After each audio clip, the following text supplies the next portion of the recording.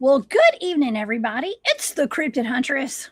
I'm Jessica Jones. Welcome into On the Hunt tonight, where we are going on the hunt with William Nighthawk of Nighthawk High Strangeness Podcast.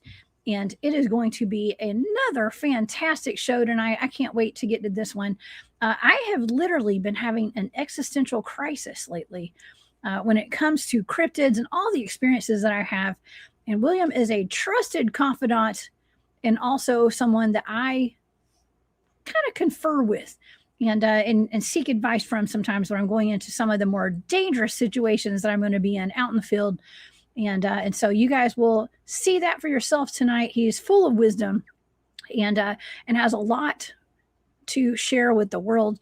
And so tonight we are going to be discussing a whole lot of different things with William, including some things about the Gugwe. He has an actual print, a track of a Gugwe that we showed on the show. I think it was Thursday night when Robbie Raines was here.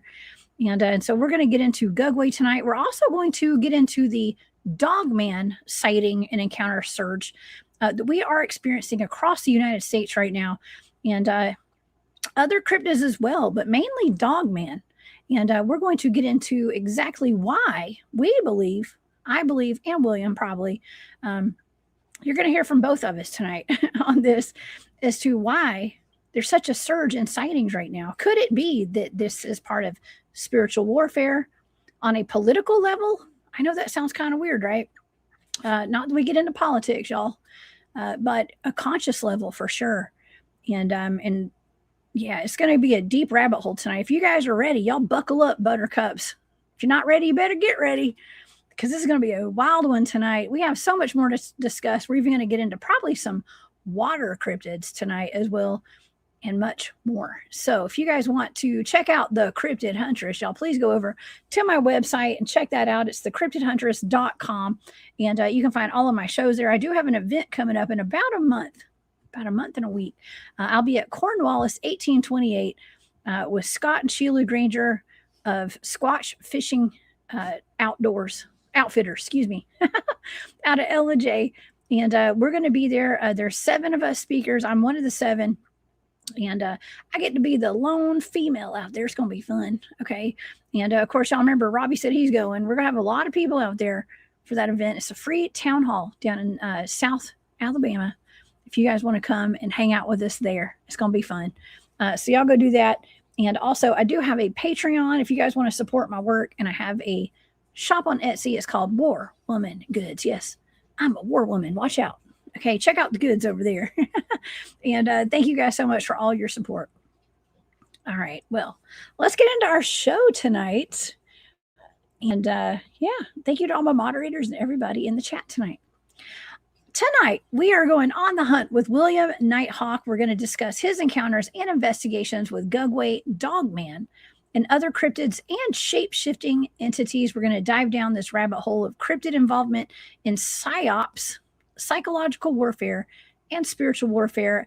And the question is, are the masses creating the surge in Dogman sightings across the nation through programming and other means? William Nighthawk is an ordained minister for Native American, Indian, and Metis people. He's a military veteran and a 32nd degree Scottish Rite Free Mason with over 35 years of paranormal encounters and investigation experience. William grew up with a dark black magic witch for a parent in a haunted house with a highly active paranormal property.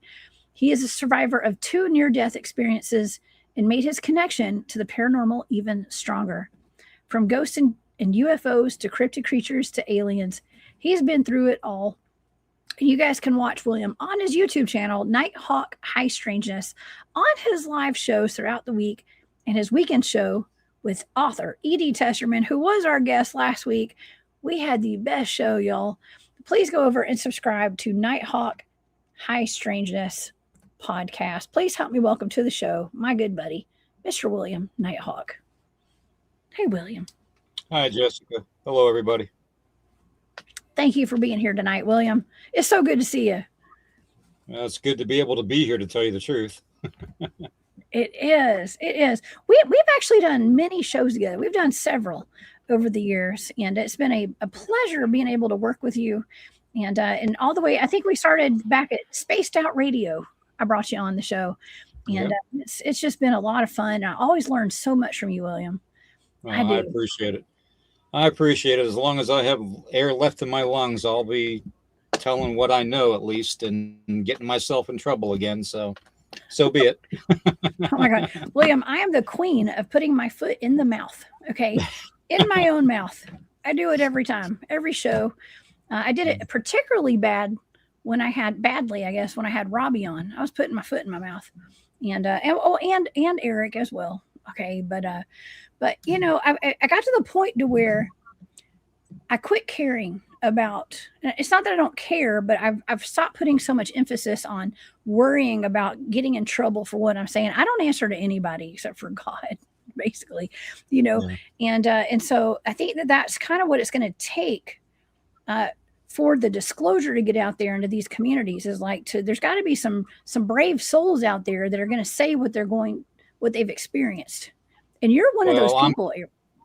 Yeah, I've stepped on a lot of toes. I've ticked a lot of 3-letter and 4-letter agencies off. I've ticked a lot of political people off, a lot of religious people off, a lot of my own family off, with some of the theories that I've had and some of the results I've had from doing my own research into the paranormal, the supernatural, and especially the cryptid activity. Mm-hmm. Oh yeah, I feel you. Listen, I understand, and it's, I don't know, it really kind of sucks a little bit, right? And I think a lot of us did go through that. We've been going through it for years. It's like, you know, we're truth tellers, okay, and it's the truth as we know it. Okay, the truth as we know it, and it's just, you know, it's almost like a sacrifice that some of us have made for the greater good, I guess. Yeah, and the greater good, by the greater good, we mean the whole of humanity, because humanity is being torn to pieces through variations of religion and cultural beliefs, and you know, just it's ridiculous when we get judged by, you know, who and what we are, how we speak, how we act, who we associate with, you know, and the ones that are pulling the strings know exactly how to pull those strings and make us the puppets on the end of it, plain and simple. So I don't know how much more plainer I can make it, but there are nefarious, deep, dark people, if you can call them people, that are in control and have always been in control. Nefarious. Yeah, there are people definitely pulling the strings behind the scenes. And the past couple of shows I've done, I'm like, well, I'm just waiting for that proverbial knock at my door again for whatever I'm talking about. You know, but here's the thing, William, it hasn't come. There's been no proverbial knock at my door for whatever reason. Like I said, I don't really answer to any human. Okay. But I do have a lot of respect. I have a healthy dose of respect, and I don't want to get people in trouble, you know, for what they say. I'm all on my own over here. Okay. On my own, but, I know what that's like. Yeah, we're kind of we're treading, we're just swimming by over here, you know, but we have a wonderful group of people who really do support us. And I know you have a good group of people who support you.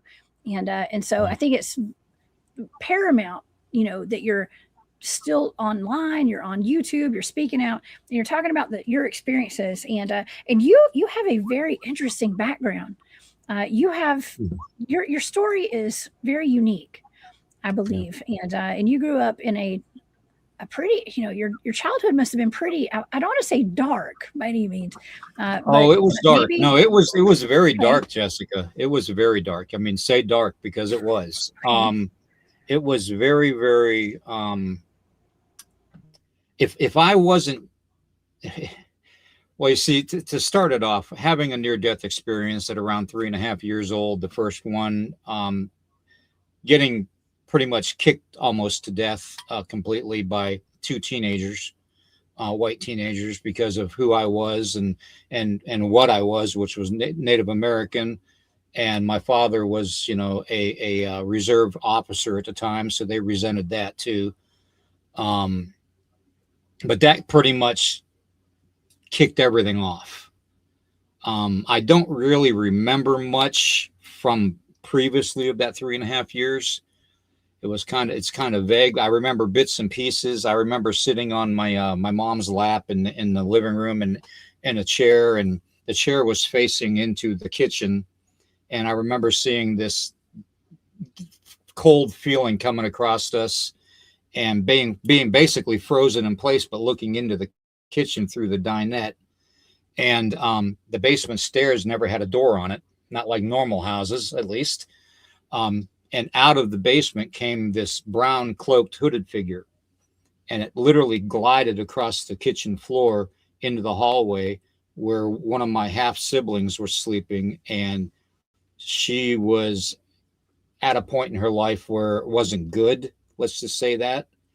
And she literally said that the bed was picked up about 4 feet in the air and dropped, and she woke up screaming and ran through it and ran into the wall, and the thing disappeared when she ran into it. So that's one of the first things I remember with living in that house and growing up on that property at a very young age, and that was before the near-death experience.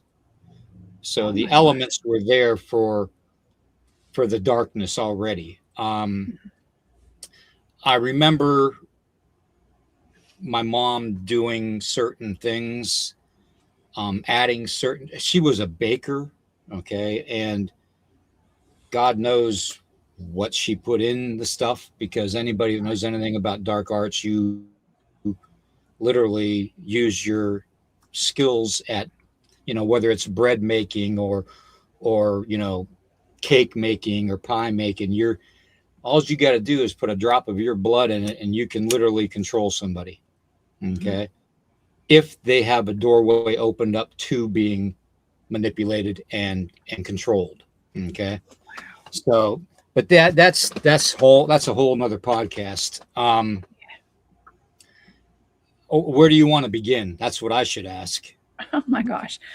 Well, I mean, I was telling the audience earlier today, or in the intro, I was like, well, I'm having an existential crisis right now, and I appreciate so much your support, and I've actually consulted with you upon at least one of my major expeditions that I went on, where I was going to go in and and it was, I've always kept that private, what you and I talked about. Okay, as far as like what the advice that you gave me and stuff, but I do trust you when it comes to some of the more spiritual aspects of this cryptid research that I do and the investigations that I go on, William. Right. And so thank you so much for being there for me. I do appreciate that very much.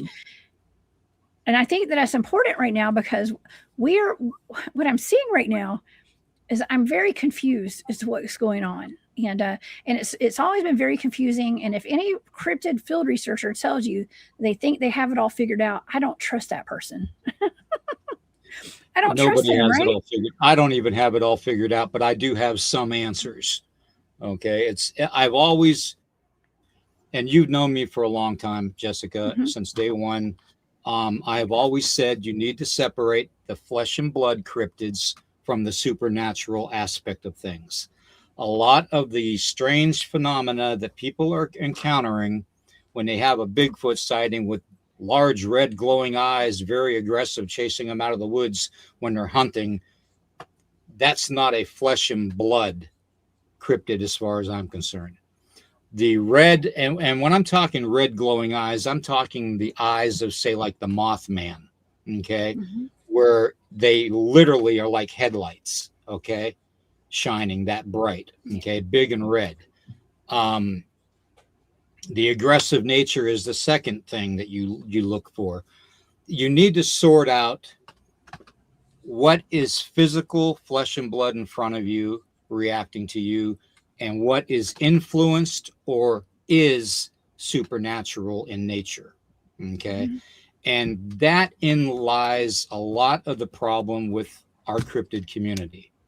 Okay. They don't understand that when I was doing the dark arts for the Native American people, you know, I was doing, and I've told you this probably at least a dozen times already, I was performing ceremonies to protect sacred lands. I was performing ceremonies to protect sacred mounds, sacred locations, you know, Right. Humblatia sites, Vision Quest sites, you know, Sundance sites, you know, and I was calling forth elementals to protect that land. Now, anybody that knows anything about the elementals knows that they are a fey type of energy. Okay. And when we deal with a lot of the bizarre phenomena where people report seeing, you know, Bigfoot or Dogman or Lizard Man or Goat Man, what, or any type of cryptid with an orb in the area or some kind of high strangeness, odds are 99% of the time you're dealing with something supernatural or supernatural entity attached to the cryptid, because cryptids can be demonically possessed just like humans can, and just like any animal and wildlife can. Wow. So I've always I kind of assume that too, and there's definitely a spiritual aspect to all of this. yeah. 100%. There's no doubt, and there's one constant that we have out in the field, and that's orbs. Orbs. Mhm. There's always orbs out there, and sometimes the orbs are associated with ET. Sometimes they're associated with Bigfoot. Sometimes they're just orbs. That's because there's so many different types of orbs, though. That's the thing. Mm-hmm. Okay. Everybody tries to lump an orb into the same category. There's literally dozens of categories you can put orbs into. Okay. You can put orbs into, well, take the Brown Mountain Lights, for instance. Okay. That's a very well known, you know, lots of orbs seen there along the ground level floating around. That is literally the energies of the land that absorb the native culture and the elemental spirits within that land that are manifesting. Okay. That's what those type of orbs are. Then you have the environmental type of orbs that a lot of people, and one of the biggest things was in Project Blue Book, was when they talked about the swamp gases and stuff. You know, when people started reporting those type of orbs, that's what they Yeah. call an elemental or an environmental orb. Okay. Mm-hmm. So, you know, there's all different types. You know, then Mm-hmm. you have orbs that could be theoretically made through ceremony, through I don't want to say satanic ceremony, but yes, they can be made through that. Um, it's just there's so many different types. It's amazing. The military even has their own regiment on how to open portals and gateways and make orbs and stuff, you know. And a Mm-hmm. lot of people associate those metal balls that everybody's seeing, those spears, like the bugger spear. Mm-hmm. Um, you know, what's to say that those can't be orbs too that people are seeing at night when they're all lit up, glowing? You know, I mean, there's so many different things, and we're being fooled on a daily basis. We really are, by the Yeah, we powers are. that be. So Yeah. William, I actually so there's a video that my good friend Matthew Delph has, and he's a Bigfoot field researcher out of Virginia, actually. mhm, Okay, yeah, Mountain Empire Cryptid Research Organization, and Matt was good friends with Angelia Shear. I guess I can say her name. She was the head of Tennessee MUFON. She passed away a couple of years ago, and but mhm, before she passed away, she handed off a video to him, and it is of metallic orbs flying past the camera in somebody's backyard and landing on the ground and turning into ETs mhm. and running around and then turning back into a metallic orb and shooting past the camera again. At Now, least two of them. is that a case of an interpretation, or is that a case of actually seeing it happen, and possibly those metallic orbs being some type of, dare I say, holographic imaging? I mean, think about it. I I mean, don't know anymore. yeah, I mean, they could be, everybody talks about Project Bluebeam, but they don't want to talk about, what could be used for that specific thing. Okay. Mhm. And, they're definitely going to fake something. They've been doing it. I mean, MK Ultra's been doing it since what, 1953? So, Yes. I mean, they've been doing it to us for a very long time. Okay. Right. And Well, that video though, William, I just want to point it out that like she was pretty much hounded by people upper, I want to say like superiors in the organization, let's just say, to hand over that video. She didn't, and right. and so it gives it more credibility in my book. Right. And there's a whole other story behind that. Okay, like I said, she's not living anymore. Okay, and and Matt just swore that he would never show that video publicly. He wasn't going to, expose the people who. I know where the video came from. I know where the area it was. I don't live too far from there, actually. Okay, but I think that there is some. If there was something that was organic, and that's what I'm saying. Like I don't know, and I'm having Right. an existential crisis because if there is real stuff out there, that's the kind of real stuff we're talking about. Yeah. The stuff that I experienced personally, the things that he made her a promise not to show that, put it online, but he does. I actually did convince him to show that publicly at conferences that we speak at together and stuff. And so he does. So I commend him for that. But there's always that question: is this real? Like, what is it? Well, you got to understand one thing too, though. Even when I was doing the dark arts and stuff, everything I did, I gained strength from your fear. I made things happen and appear to happen out of your fear of things. And when you're immersed into that in such a dark, deep way, there's nothing you can really not do to manipulate somebody. Heck, at the age of 13, I was putting thoughts in people's heads just by looking at the back of their head and picturing my thoughts going into their brain, and, kids would be up at the chalkboard writing down as trying to solve a problem. And I'd put the wrong answer in their head and they'd write down exactly what I told them to say. So, I mean, when you're dealing with manipulation as a whole or individually as humanity goes, most of your manipulation is going to be based from humanity's fear. Fear plays a big role in everything. Okay. So, I can't help but imagine that the powers that be, whether you call them extraterrestrial, whether you call them fallen angels, whether you call them demons, whether you just call them reptilians, it doesn't matter to me what you call them. They do exist. Okay. And they are the ones that are manipulating and pulling the strings in our world, because the physical world is completely run from a supernatural area, entity. Okay. Everything in the physical realm, everything that comes into the physical realm comes from, whether you call it interdimensional or whether you call it the levels of heaven. Everything has to manifest in energy form to manifest into the physical. And that's what some of these orbs are too. So. Okay. Well, let's talk about that for a minute, because our government, let's just say our military, okay, because I've never been a member of the military or anything, okay, but I'm surrounded by a lot of people who are and have been, and I have been told that the military took, and even our government in general has taken an interest in the paranormal and the supernatural, and if you look into like the things that I do, I was trained by someone who was trained potentially by some of the programs. Maybe military, maybe not. I don't know. I don't know nothing about nothing, y'all. Okay, but with the psychic ability stuff, like the remote viewing, right? Mm-hmm. The extrasensory perception kind of stuff. And our government has taken that and weaponized it. Okay. They weaponize everything. And we can even talk about, like, and I know we'll probably get into this conversation tonight, because they've weaponized everything from, psychic abilities to and programs like, they portray in Stranger Things, that Netflix series about the Montauk Project.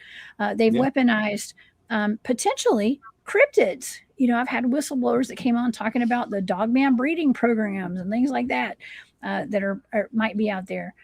But they have taken an interest in the paranormal, even with, I've been told that there's even the furniture from the Exorcist house is stored in a location in storage where they could actually, study the furniture, like from the demonic, energy that was around it and stuff like that. Like there's no doubt they're weaponizing all of this, William. That's what I think. What do you think? Yeah. I agree. They are definitely weaponizing at least a percentage of it, maybe not all of it. Yeah. Some of these people that are in charge might just be wanting to gain more power. We all, when you're involved in a lot of the special access programs, I'll just put it out there, in the military, a lot of the higher up people that are involved are looking to be immortalized. They're looking for that ultimate power, that way of being around forever, and having others do their bidding. And it's like, are you going to send a general into a battle zone, or are you going to send the pawns, which are the soldiers? We're the soldiers. Okay. We're the ones that they send in. We're the ones that are expendable. Okay. The ones that aren't expendable, that want to continue living eternally, are the ones in charge, plain and simple. So I don't know. Where does it end? Where does it begin? We really don't know. We're grasping at straws. We are. Well, you just hit on one of my favorite topics, actually. And the last time you came on the show, we talked about fallen angels and stuff. And that's one of the things that I've been covering amongst a bunch of other topics, of course. But it's the celebrity doppelgangers and the potential of them being vampires and, fallen angels, and them faking their deaths and, becoming another character and morphing and into someone else, being shapeshifters and all that. It's got my mind blown, because I thought it was kind of funny at first. I don't think it's funny anymore. It's true. No, it's true, Jessica. It's true. It's all true. It's all true. Yeah, I mean, it really is. I mean, you can look at it and say, ha ha, from a different perspective, if that makes you feel better. I even chuckle every now and then thinking about how somebody could change from a human being form into a reptilian without being very painful. But it is what it is. It's all true. Okay. When you're dealing with shapeshifter type of beings, who's to say they can't be classified as fallen angels? Okay. We all know that fallen angels were, the 200 original, Samyaza and the top 10 went to Mount Hermon, and they agreed upon getting all the 200 other fallen angels together and making an accord to where they wouldn't like cop out on each other, basically. Okay.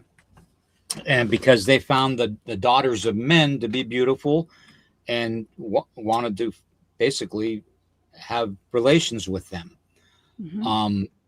One other thing that I've been doing a lot lately is researching into the other aspect of the fallen angels. And I touched on this briefly on one of my podcasts recently, how a lot of the women, famous women in Hollywood and the music industry, are literally, some of them are the sirens, the mermaid spirits, kind of like the Nephilim mind virus that I talk about, which is your form of demonic possession, where the whole term demonic possession comes from, is from the Nephilim spirit that was released released into the world after majority of them were killed off.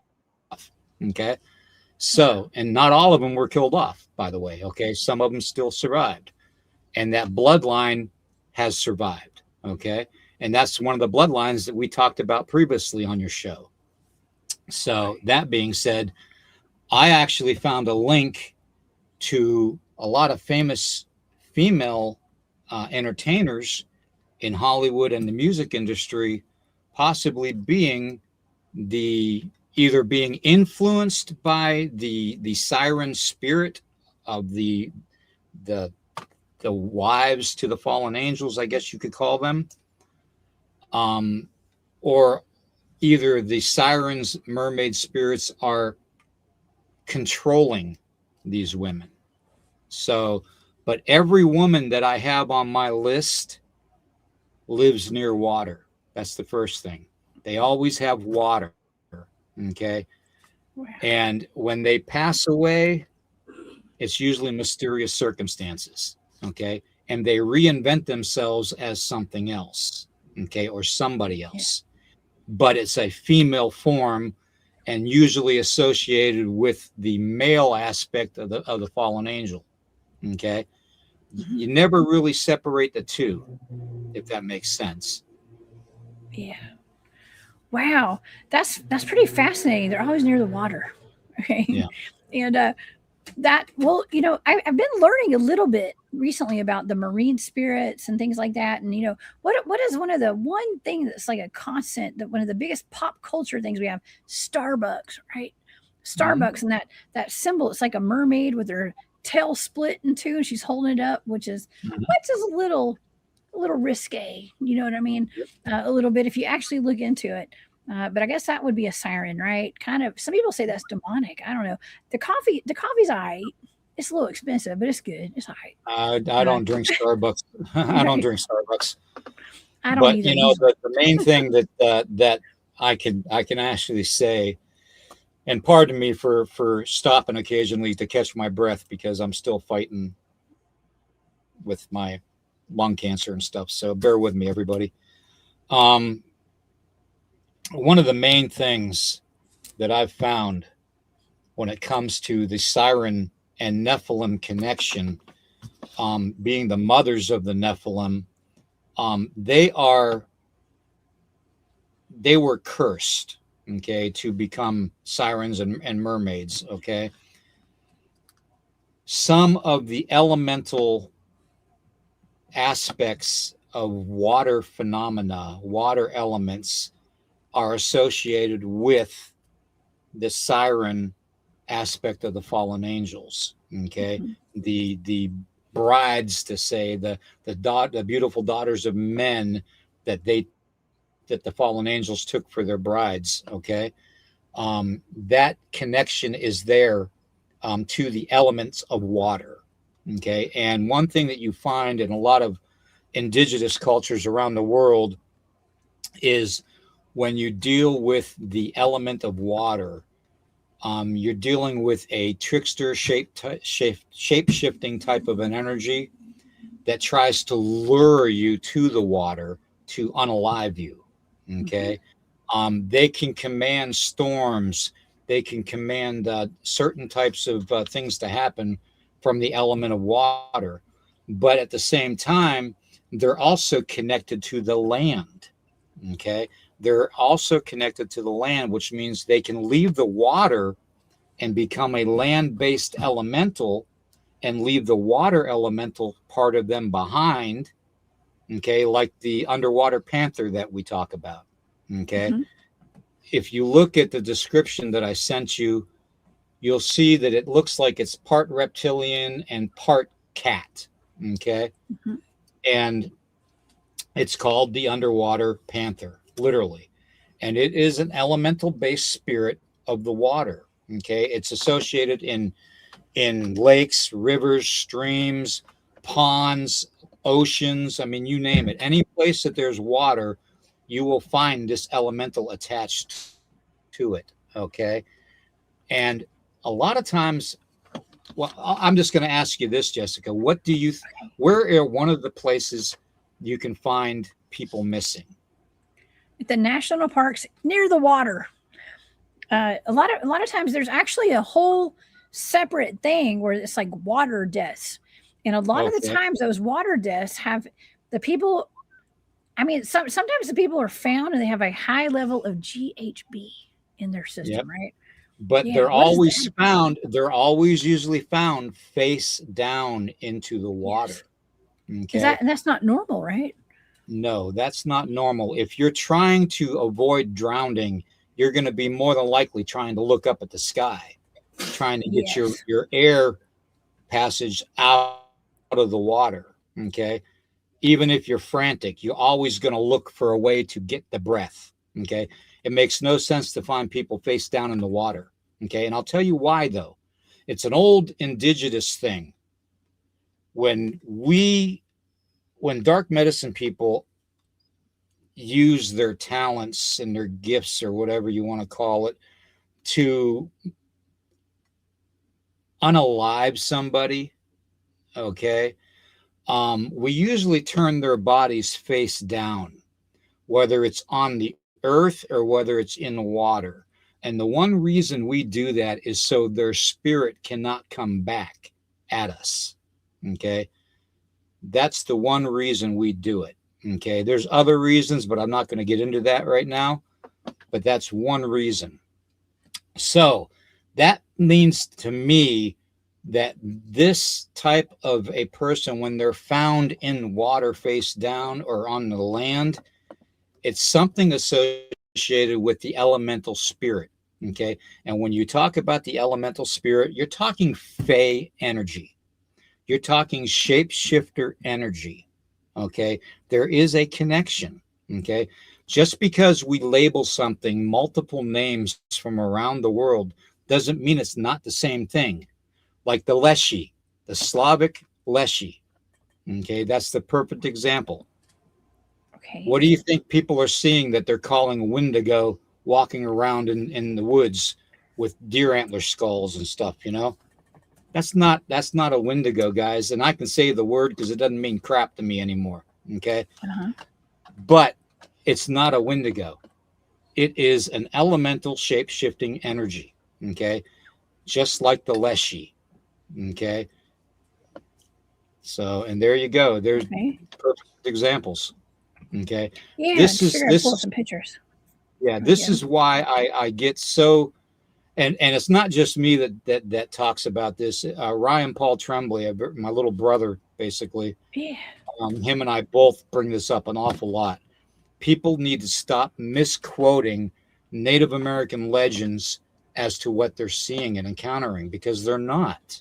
Okay, this is an elemental trickster spirit. Okay, just like in the Lakota culture, the Dakota and Nakota cultures, you have your coyote spirit, you have your Iktomi spirit, which is the spider. They're trickster spirits. Just like the Cheyenne culture, they're the same thing. Okay. A lot of people misconstrued and label it something from a Native American standpoint and legend when it's not actually it. It's an elemental energy based like the Leshy, plain and simple, that you're seeing. It's not going to eat you unless you're appetizing looking. If you got a dozen donuts and a carton of milk, they might eat you. You know, looking like a snack, right? Yeah, I mean, if you want to dress like a burrito, you're going to be treated like a burrito, plain and simple. I am a Bigfoot burrito occasionally when I sleep in my hammock, William. Okay. That's why I said that. I remember you saying that the other night. Oh yeah. But yeah, I mean, a lot of it is misinterpretation and mislabeling. And we need to really understand that there's different labels and names put on things that are the exact same thing. Okay. It's just in a different region of the world or a different location, a different type of a culture. We all have different names for things, A lot of people would call these demons. Okay. I know the Christian community would call them demons big time, because if you think of a demon, I'm sorry, but yeah, that kind of does look like a demon. I mean, something very evil and malevolent, and just nasty that wants to unalive humanity. That's a demon. Okay. The same with reptilians and gargoyles. I mean, anything can be classified a demon. To me, demon is a classification of all of it. Okay, it's like corralling several different types of horses in a corral, knowing that one's Arabian and one's a quarter horse and one's a mule horse, a plow horse, and one's a mule, and calling them all horses. That's what we're doing in the cryptid community, and we got to stop that. We literally have to stop that. I agree with you, actually, William. And the thing that, like, I don't know, I'm not gonna say it chaps my hide. Okay, I know I'm from the South and I'm a Southern girl. It chaps my hide. Is like some people think that everything's demonic. Okay, Yeah. and not that upsets me, because everyone has their own opinions. We're all I don't judge anyone for whatever they believe, and that's okay, because we all have different belief systems. We all have been raised differently, and we have our opinions. We've had different experiences. Right. We all live in our own realities. Yep. That's the truth. And Exactly. and to me, I mean, are you going to call the Native American legend of the deer woman a Wendigo? Seriously? Mm-hmm. To me, this is just like any other shape-shifting elemental out there that is Fey energy. This is not a Wendigo. This is not something that you can call a Wendigo, because a Wendigo is a possession of a human being's body that's given an incredible hunger. This is not a Wendigo. Okay, this is literally a shape-shifting elemental Fey spirit. Okay, you can call it the Nephilim virus. You can call it the siren virus. You can call it whatever you want. Okay, it's all associated with the fallen angels, plain and simple. Okay, Wow. And in that comes that immortal power. Okay, that lust for more power, and that lust to control or unalive humanity. Okay, and that's something that I know very well. Well, Don was just asking in the chat. Hey, Don, he was asking, is Dogman an elemental? What do you think about that, William? I think when you're dealing with Dogman, you're dealing with several different things that you have to consider.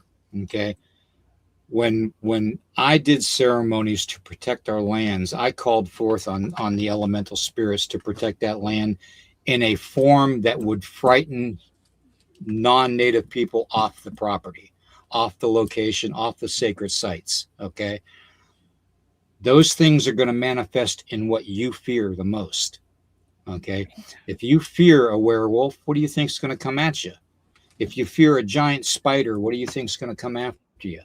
If you fear a 9-foot tall, flesh eating, cave dwelling cryptid, what do you think is going to come after you? If you fear a 9-foot, 10-foot tall Bigfoot with red glowing eyes, what do you think is going to come at you? That is the whole basis for those spells and incantations put on sacred land. Gosh. Okay, you got to understand something, everybody. When your ancestors came here, they came here with no understanding of the land that they walked on, the land that they called home, that was home to thousands of indigenous cultures before they got here, for thousands upon thousands upon thousands of years. Okay, we're talking land that was blood soaked, land that contains the ancestral bones of our people. Okay, things and places that meant a lot to our culture. Okay, and we took and had to turn ourselves in. Okay, and be put on reservation lands and cut our hair, dipped in flea powder, and beaten and almost killed for speaking our own language. It doesn't make any sense. Okay, we have a way of describing things. You all see drawings on the sides of cliffs and mesas, okay, and in caves as art or a depiction of something. You make it whatever you want. We did that because that's what we saw. plain and simple. Okay. Mm-hmm. No and ifs or buts about it. If it's drawn, we saw it. Our ancestors saw it. If the legends existed, it's because of our ancestors existing with those legends or ourselves existing with those legends. Okay. These things exist. These things have always existed. But when the non-native community came to this land, they decided to ignore that. They decided to wipe out 1/3 of the indigenous populations and nations in America, okay, and conquer the land. Well, the land's fighting back, plain and simple. And a lot of people need to understand that the land is fighting back. Yes. And okay, let's put this in terms of cryptid sightings that we're having right now and things that are going on in this world, because that is very important knowledge that you just bestowed upon us and then the group and that are watching right now. I have been aware of this for some time, that the mind is very powerful, and us humans, luckily most of us are human.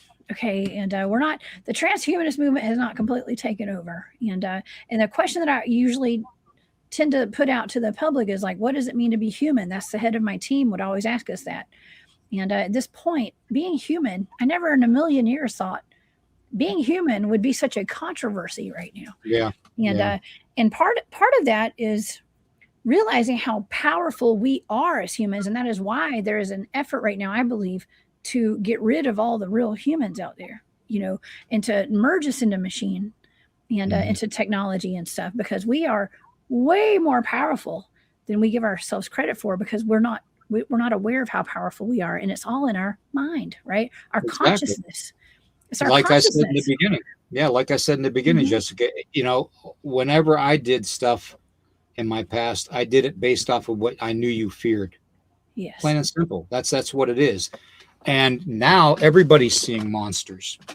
Okay. Everybody's seeing, this, that, and the other thing manifest in front of them with red glowing eyes or orange glowing eyes, or, it just complete darkness encompassing it, I don't know what to tell you. It is what it is, you can't, I saw Clay's comment there about me being prejudiced against whites. No, I'm not prejudiced against whites. I actually don't like anybody. I mean, honestly, if you want to know the truth, I don't trust anybody, except a very small circle that I have around me. Okay. And Jessica can tell you that. Eric can tell you that, several others can tell you that. But there's a very few people that I do trust completely. And it's just, it is what it is. I don't hate anybody.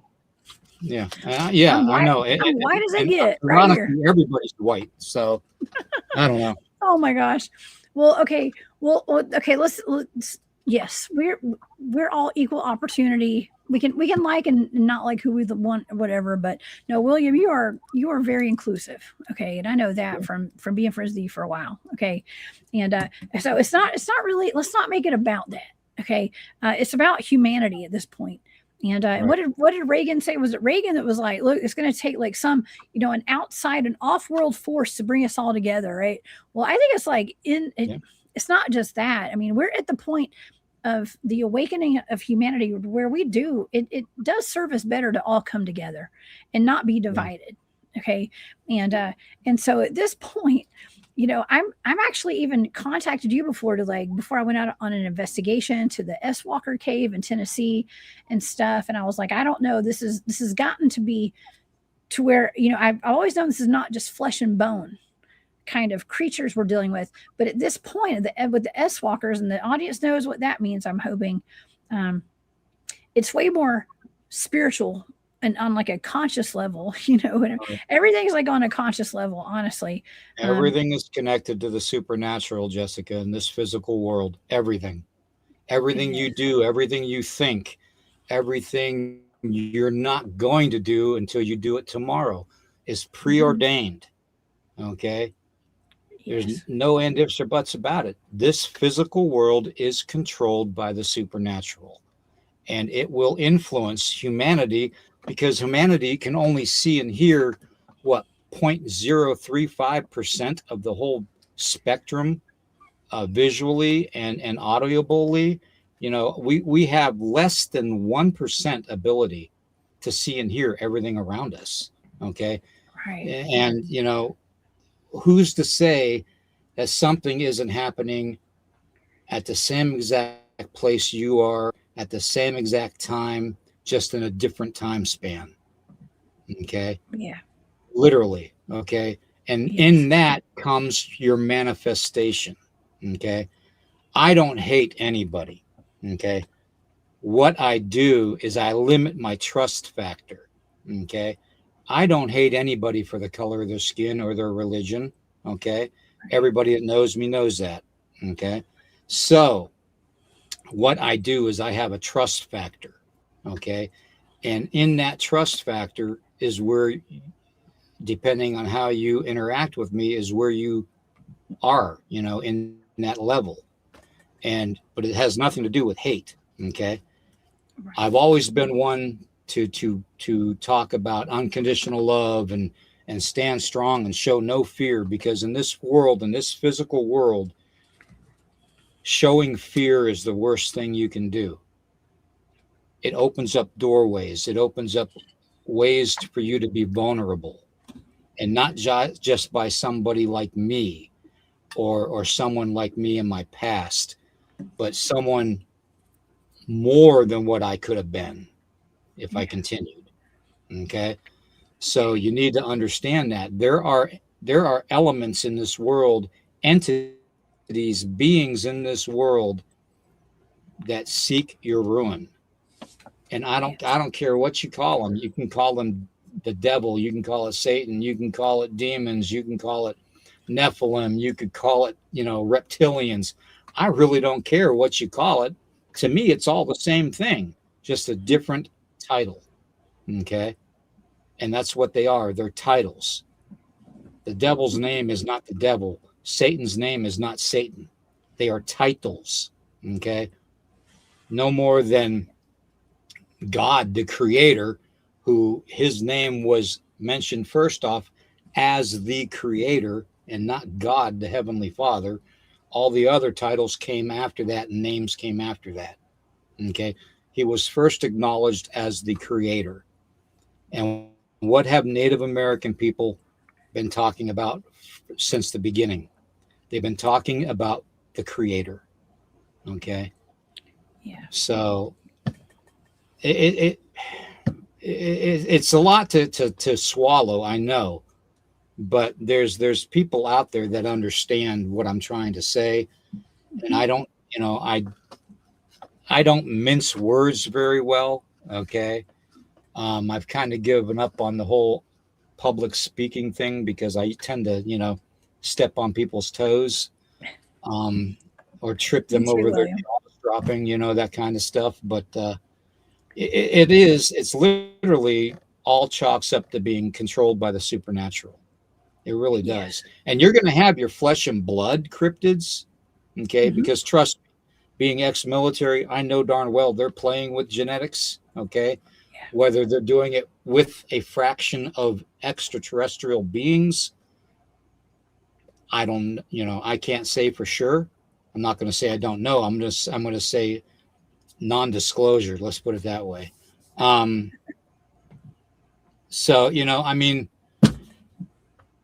you need to believe what you believe, but I'm not going to be one to sit here and argue with somebody till I'm blue in the face to tell them that, they're wrong, because they're going to believe what they want to believe anyways. It's like beating your head against a cliff. You don't want to do it because you're going to bleed. So that's like what, kind of going back to what I said earlier, is like we all live in our own reality, our own realities. And it's from our upbringing. It's from our perception of things. It's all about perception, and what you believe. And we're all entitled to that. And that's okay. TV and radio was designed to program humanity.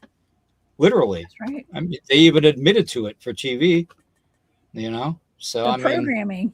School, yeah. hey, public schools too, William, right? Do you remember? Now, I got to ask you this, Jessica. Did you, when you were in school, I know I'm a little older than you, a lot older, Just a little bit. Probably not that much.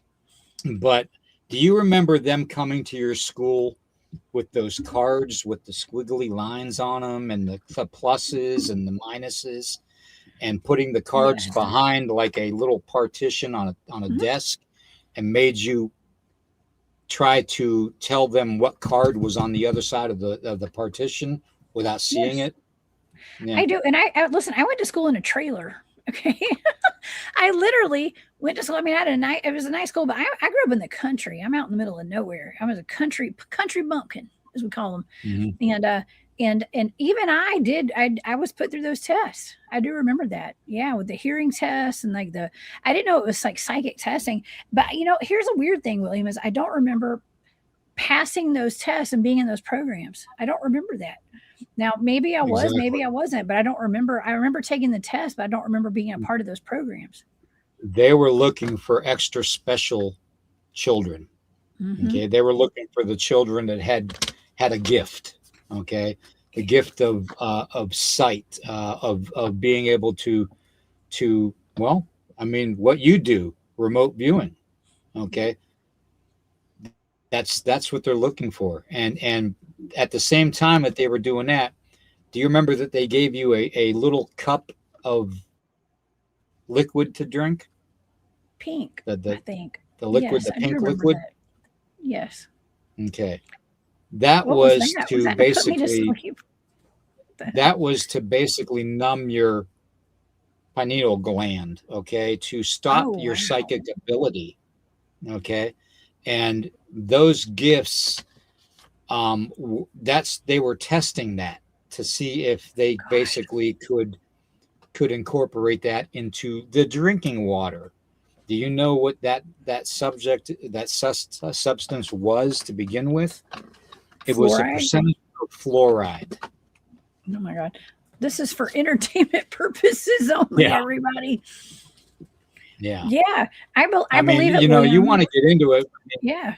Yeah. I mean, it's all connected. Everything that we do, okay, that Wow. if it isn't ordained supernatural wise, then we are being directed and guided secretively by nefarious entities. Nefarious, whether you call them reptilians, whether you call them just evil people, call it what you want.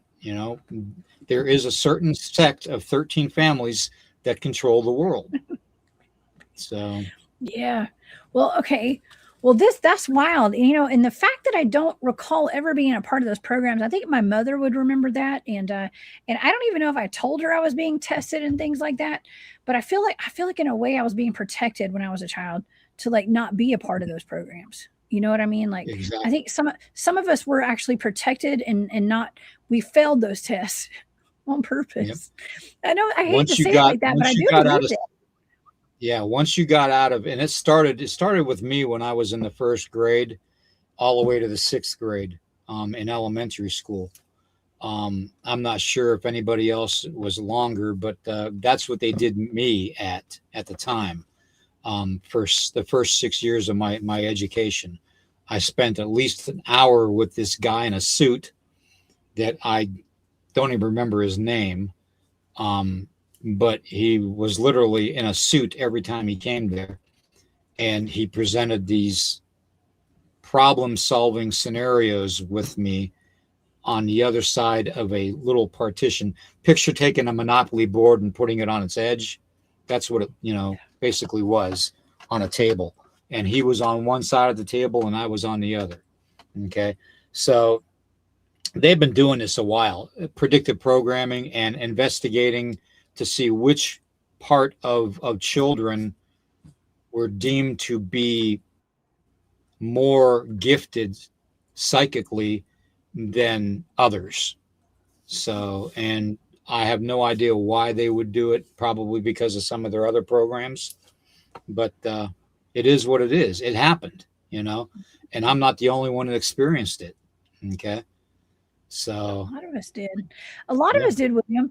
And now it is actually portrayed in the Netflix series. It's called Stranger Things. And as a matter of fact, I don't know if I have it here. Oh, here it is. I have my hat. I didn't put it on tonight. I spent a week up in Montauk. This is my Montauk, New York hat, Montauk. And I was with survivors of the Montauk Project. And that's actually we went and spent a week up in we stayed at the Hamptons, okay, but we were there for with an entire house. There were 22, 26, something. There's a lot of us there. And I was there because of my remote viewing stuff, and I was with the Full Disclosure Now guys, and but we were there to go spend time at Camp Hero where they did those projects with the actual survivors of that program. And so I'm very well aware of what they were doing. And also, I've actually been taught a lot of this stuff. And I know that, I do the remote viewing, and that's part of our military doing that. It's, let's just say 3-letter agencies. We're doing that. You can watch movies like Men Who Stare at Goats with George Clooney. That's part of the program. Actually happened. It actually happened. That's right. I don't think they were just making those goats go to sleep, by the way. But anyways, that's another story. Okay. But anyways, I've been in training for stuff like that to learn how to do that. And it wasn't very popular when I started talking about it publicly, just like Bigfooting wasn't when I started doing it. Yeah. But now it's pretty popular. People that have never been trained in remote viewing are claiming to be remote viewers now and stuff. Okay. But anyways, I digress. But anyways, our government has been very deep into this, neck deep in this since at least the Cold War. Okay. And so when they're getting into the consciousness stuff, I met but I just love this guy to death. Dr. Richard Allen Miller, Dr. Ram came on my show. He was teaching astronauts how to remote view. Well, he calls it astral projecting. Okay. But it's very much a conscious level. They're very much that our government knows everything is in the consciousness. It's on a conscious level. Now we're talking about like the MK Ultra, the mind control, the TV is real popular beginning in the 1950s and 60s. Programming became normal. Okay. Yeah. Well, today we have music, repetitive, mind-numbing music with beats and stuff. What do you think that is? With the remote viewing training, we have the binaural beats with the Gateway program that I have accomplished myself. Did you see the video going around on social media now of Dolly Parton talking specifically to Taylor Swift and her husband? Yes. Who are also on my siren list, by the way. Just so you know, both of them are, only because they meet some of the criteria that I have. But she threw up the horn symbol. She also said that, thank you for the $2 million donation or whatever it was that she got from them. And said that she could give them their firstborn. Yes, cheers to the god Azazel. She said to Azazel. What is that? Is that a demon? The demon of music or something, isn't it? Azazel was the one that taught humanity how to make weapons. Okay. Oh. Azazel was not very nice. I kind of liken him unto the guy that Iron Man, Tony Stark. I kind of liken him under that, under the Tony Stark kind of a character in modern times. It's not good to talk about Azazel, because Azazel was a fallen angel that on Mount Hermon was part of the top 10 fallen angels, the ones in charge of the other 190 that signed the agreement in an oath that they wouldn't turn on their brethren, plain and simple. So I don't know. But that's interesting. Yeah, well, Dolly Parton. Okay, listen, I actually have met her personally. I have a picture with Dolly. Okay. Mhm. I have had my picture made with Dolly. I've hung out with her. Like I know I've met her. She was really sweet. But there's a whole lot like of controversy. That was back in 2006, I want to say. Something like that. It was a long time ago. And so anyways, I don't know what's going on with all these celebrities. And I used to hang out with politicians too. And stuff like I worked in politics. I it's like God put me in the snake den or something. I don't know. Not to say they're all snakes, but I'm just saying. At the same time, it's like I went to go learn their ways. Yeah. It's one of those deals. Like I could make a movie about that. Okay, a documentary one day. But Dolly was really sweet. But now that I've taken, it's been 20 years, literally 20 years. I look at and I'm like, well, first of all, is this even the same Dolly that I met? That's the first question. And then there's also like, well, there's a lot of question behind these celebrities. That's all I'm going to say. And you hear things about. I don't want to get on another tangent, but like the whole underground caves and caverns and Dollywoods and implicated potentially in some of the trafficking and all that kind of stuff that goes on there. The Dennis Martin case. We're going to leave it here. Yeah. And here's the other thing too, though. Getting into the whole Disney aspect of things too. Yes. And Dollywood and several other parks, especially out in California, Yeah. they're always associated with water. Why is that? Oh, interesting.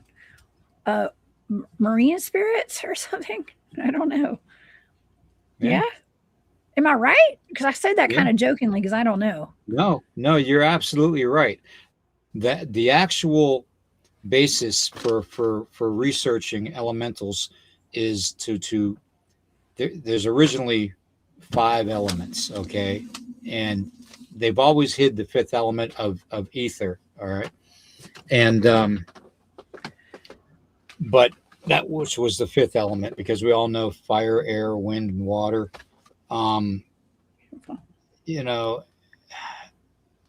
They always hid the 5th one because they knew that element existed and didn't want humanity to know it, that they would forget about it over time. It's kind of like they know at a certain point in time in humanity's existence, there's going to come a time when a generation is going to not want to know or care about their past, okay? And that's exactly what's happening right now. They have polluted the young people, made them question what they are and who they are, not only spiritually but physically. Okay, they have warped the minds of a generation of us being naive, taking our children to their parks, and some of those children getting involved in certain programs that were concluded in those parks. And you have to understand that the water element, the trickster spirit, the fae type of energy associated with that water spirit is in those parks too. And there's the connection of the feminine, the sacred feminine, to the water element. You got Dolly Parton, you got Taylor Swift, you got Marilyn Monroe. How many people knew that? Are these all sirens? You call them sirens or sirens? Yeah. Yes. Singing. They're all singers. They're all actresses. They're entertainers. Someone told me once there's a very thin line between a musician and a magician. Exactly. And that's what you have going on. And somebody in the chat early on asked me about, words being spells and stuff. It's the words have a play into it because words have different meanings. But it's not really the word itself. It's how you pronunciate it. It's the vibration that you put within the word, the frequency within the word. Okay. That's literally what it is. And that's exactly what they do with music. Okay. They change the music. Okay. The frequency, the hertz of the music from 432 to 440. Mm-hmm. So, it used to be a healing tone. Now it's a controlling tone. Discombobulating. Yeah. So, I mean, it is what it is. I mean, when humanity wakes up and finds out that this is all true, you and I will probably not even be here. But my son will be here. Exactly. And he knows. Well, he'll be the John Connor. I know, right? He already is. He sees, he knows what's up. I know. Listen, I have to have, that's why his schools target him. I'm not saying the schools target him. Listen, he's at fault too. You know what I mean? And I'm a parent. I understand, but he questions authority a little too much, William, a little too much. But anyways, but you know what I find interesting? His history teachers always love him. The history teachers love him because he questions everything and he knows so much about what he's been taught and then his interpretation of that. And that's what we need. Yeah. Okay. Is to you know, learn the book stuff, learn, you know, oral tradition, you know, but also have your interpretation of it and connect the dots. Exactly. I mean, that's like, you know, them changing the term of, you know, and removing the word dragon from a lot of the verbiage of English and other languages. You know, at one time, you know, dragons are mentioned in the Bible. Dragons were mentioned in the Encyclopedia Britannica, but come along, you know, after like 1970, you don't find the verbiage anymore. You find dinosaur, you know, and, you know, to me, I mean, all these museum dinosaur bones that people go and are in awe looking at and just overwhelmed with how big and powerful they were. 99% of those bones are fake. There's only like 1% of those bones that are actually real dinosaur bones or dragon bones. You know? I think they're dragon bones. I actually have been shown a real dragon in Alabama, a petrified dragon. And I would like to go back there one day soon. I have the coordinates. I remember how to get there. When I was going on a Dogman investigation, actually, this man walked out holding a piece of a dinosaur wing. And he was like, look, I didn't want to take this, but he was like, I want to get it tested. Are you familiar with Mud Fossil University? I was like, I'm in the middle of nowhere in Alabama in a national forest. And this guy's walking out asking me about Roger's channel. And I know that channel. And I'm the Cryptid Huntress looking for Dogman. This guy has no idea who I am. And he just guided me to a petrified dragon. Yeah. What are the odds, William? That was not a coincidence. No, it's not. And it's because we need to question it. We need to find out. They're not the history books are written by the victors. Okay. The corporations are controlled by the rich and the powerful. Okay. Politics, rich and powerful families again. Okay. Militaries, rich and powerful families again. Everything is controlled by a certain sect of humanity. If you can call them humans anymore, we don't even know. Okay. I mean, half of us call them reptilians, you know, like the royal family in the UK, you know. I mean, even Princess Diana came out and said that they were reptilians. I know. Have you seen that video of Prince or King Charles with his tongue? He looks like a lizard man. Yeah. I don't know. Well, how about the video of Hillary Clinton with her tongue in the glass of water? No, she's spitting out eggs or something. It was just I still gag every time I see that, by the way. That's gross. Yeah, something's wrong with her. Just saying. And when it comes a time that humanity needs to wake up. Yeah. And, you know, it's a time when you just have to literally question everything yourself. You have to reteach yourself and re-educate yourself about everything.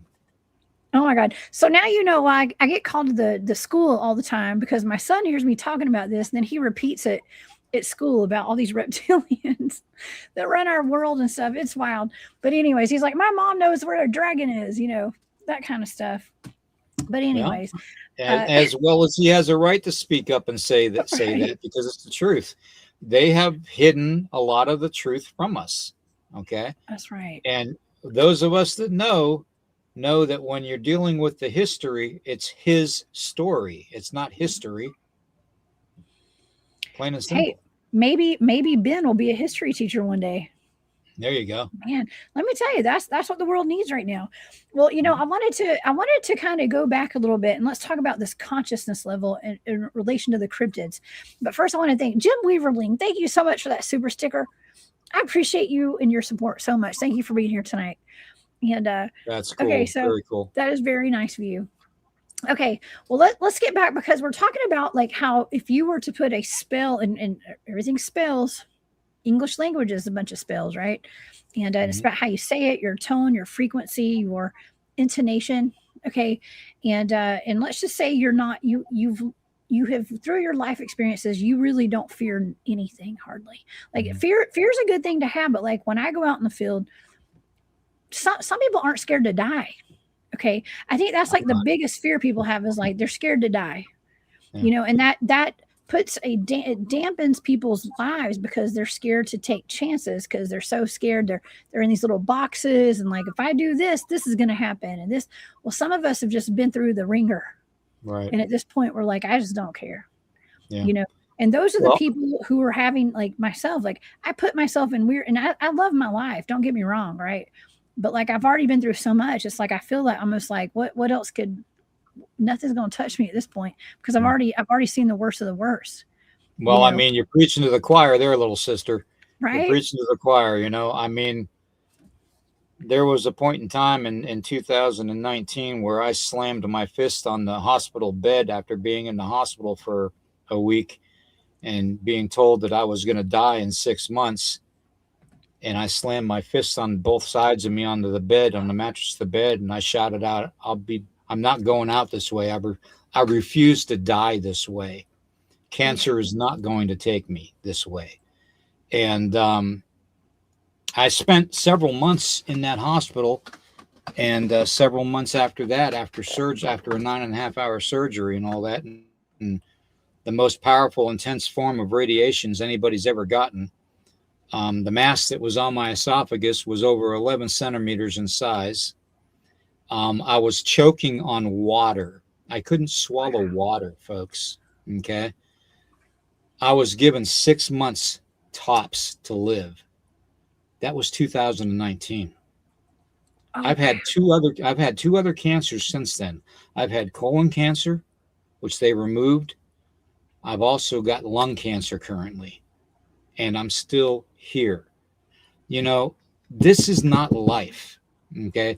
And I always tell everybody that when you associate life, you don't think of the physical form of life. That's not life.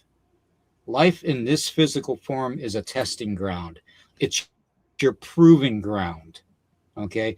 It's to prove that you're willing to go on to the next level, that you're capable of handling the next level. Yeah. Okay. We don't know what that level is. We know that through biblical scripture, and we know through missing apocrypha and through emerald tablets and copper scrolls and all of it that I've studied, okay, Sumerian tablets, you know, they all tell us that there is another level, okay, another level of being, whether you call it dimensions, whether you call it levels of heaven. The physical realm of our physical existence is temporary, not eternal. We are literally eternal energy. Okay. And out of that is why people try to, or other beings try to feed upon us. They try to drain us like a battery. Okay. They mess with your psyche. They feed off of your fear. They feed off of your negativity. They put obstacles in front of you to beat you down, to down harden you, to make you think that you're not worthy. Okay. And they want this to happen because they don't care about you. They care about them and what power they can gain from using you. Plain and simple. Okay. And that's what it comes down to. It's not the fact that we're different colors. It's not the fact that we're different religions. Okay. Religion has nothing to do with things. Okay. There's some of you out there that say, oh, but you're Christian, you got to go to church. There's nothing in the Bible that says you have to go to church. Okay. If you want to be with God, talk to God. That's all you got to do. If you want to be with whatever deity you believe in, that's your choice. I'm not going to tell you that, you know, that there's a bad place waiting for you. Okay. And I pray that everybody wakes bad place eventually, but you know, it's not really productive for me to force myself on and my beliefs on people. All I do is do what I do every single moment of my life. and that is give you the ability to question everything, to follow up on your own research and investigating, to do your own math, add up the patterns that you see, add up the symbolisms that you see. Okay, not everything in this world is going to be evil or demonic. Not everything in this world is going to be good and angelic. Okay, you can't have it your way all the time. This isn't Burger King, okay? And you're not being sold a Whopper. You're being given a Whopper hell of a life that you've got to turmoil and persevere through and overcome obstacles, just like I have. Okay. And when you come to that point where you slam your hands down and you say, you know what? I'm done. I'm not going out this way. That's when you finally believe it. And that's when you manifest it to happen. Yeah. That is a form of prayer. By saying that, okay, you're doing a form of prayer. You're manifesting that you are not going to die that way, that you refuse to. Who do you think is going to hear that? Simple. Yeah. I've done it. I mean, I shouldn't even be here, Jessica. I mean, come on. I should not be here. You should not be hearing my voice right now. You should not be seeing my body right now. But by the grace of the Creator, I was blessed enough to be here and to talk to people about this and bring it out into the open. Okay? Plain and simple. Yeah. William, I told you before the show, I think I've died a million times this life already. I really do. I shouldn't be here right now.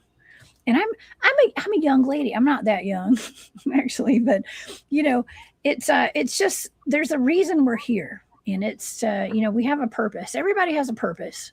Everybody does, and okay. So when I tell the audience at the end of each show, I say, don't live in fear. Exactly. Okay? Don't live in fear, and I think that is literally what's gotten me through this entire life. You know, not to say that I'm not fearful of some things, you know, but I think that's a big message to give out to people, because I've experienced that, and I'm associating that with the cryptid field study that I do, and being out there, and I've been in some very sticky situations in the middle of where dogmen live, in the middle of werewolf territory and Bigfoots and all that kind of stuff, and I volunteer to be Bigfoot bait. I've been doing that for years, and it's not that I don't know that I might not, you know, I might get eaten and stuff, but it never goes through my mind. It's never crossed my mind, honestly, that like I'm going to end up, you know, going down the mouth of a Bigfoot one day. You know, the biggest thing that a predator, do you know the biggest thing that draws a predator in? Fear. Exactly. Whether it's a human predator, whether it's an animalistic predator, it's fear. Okay. When we fight in the military, we're supposed to make our enemy fear us to the point where they want to run away. Okay. Fear is the biggest factor that controls us right now, and controls a vast amount of humanity right now. I mean, I could show you stuff on my walls. I mean, I've got my walls are covered with all kinds of research and stuff. Okay. And that's just a small part of it. But one of the things that I always say is, no matter what belief you have, you know, whether you're Native American belief and spiritually centered, whether you're Christian, whether you're Greek Orthodox, whether you're, you know, whatever you are, okay, LDS, Latter-day Saints, which I've been seeing a lot of people are Latter-day Saints, and that's a biggie with me. But whatever you are, is you need to stand strong in your faith and show no fear. It says that right in the Bible, you know, at least 600 and some times in the Bible, it says show no fear in one form or another in the Bible. Okay. And it says that in every other thing. You know, we are governed by our emotions, our abilities to overreact to certain things. Okay. And as such, we need to be less systemic or induced into believing that our fears can be brought forth. Okay. When you're dealing with a, an encounter, okay, say a cryptid encounter, and you see a Bigfoot change into a go behind a tree, and then out of the other side of the tree comes a red fox, or comes a coyote, or comes, a deer, or something, or there's a tree stump sitting there. What do you think you're dealing with? You're not dealing with the flesh and blood. Okay, you're dealing with the supernatural, a supernatural based fey energy that wants to survive off of your fear. Okay, which is the same thing whether you call it demonic, whether you call it a siren, whether you call it fey, whether you call it elemental. A trickster spirit is a trickster spirit, and that's what they do. That's their whole purpose. Plain and simple. It's their whole purpose is to ruin humanity. Whoa. Okay. Well, William, I just recently did an investigation. I was called out to a property in Northwest Georgia where we've had a lot of Dogman sightings lately, a lot of, even a werewolf attack, 30 miles north of there. And over the past, I'm just going to say the past 5 years, there's been a lot of Dogman sightings.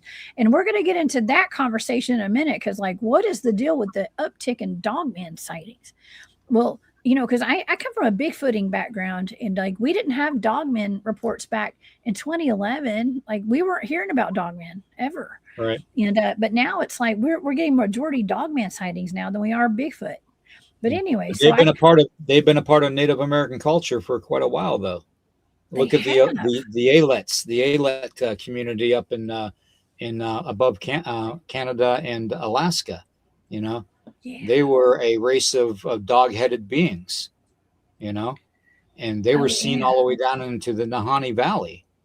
So the Nahanni Valley, the Valley of Headless Men, with the Wahila. Yes. Okay. Well. Okay. So I went out to investigate this property, and this was about 2 or 3 weeks ago now.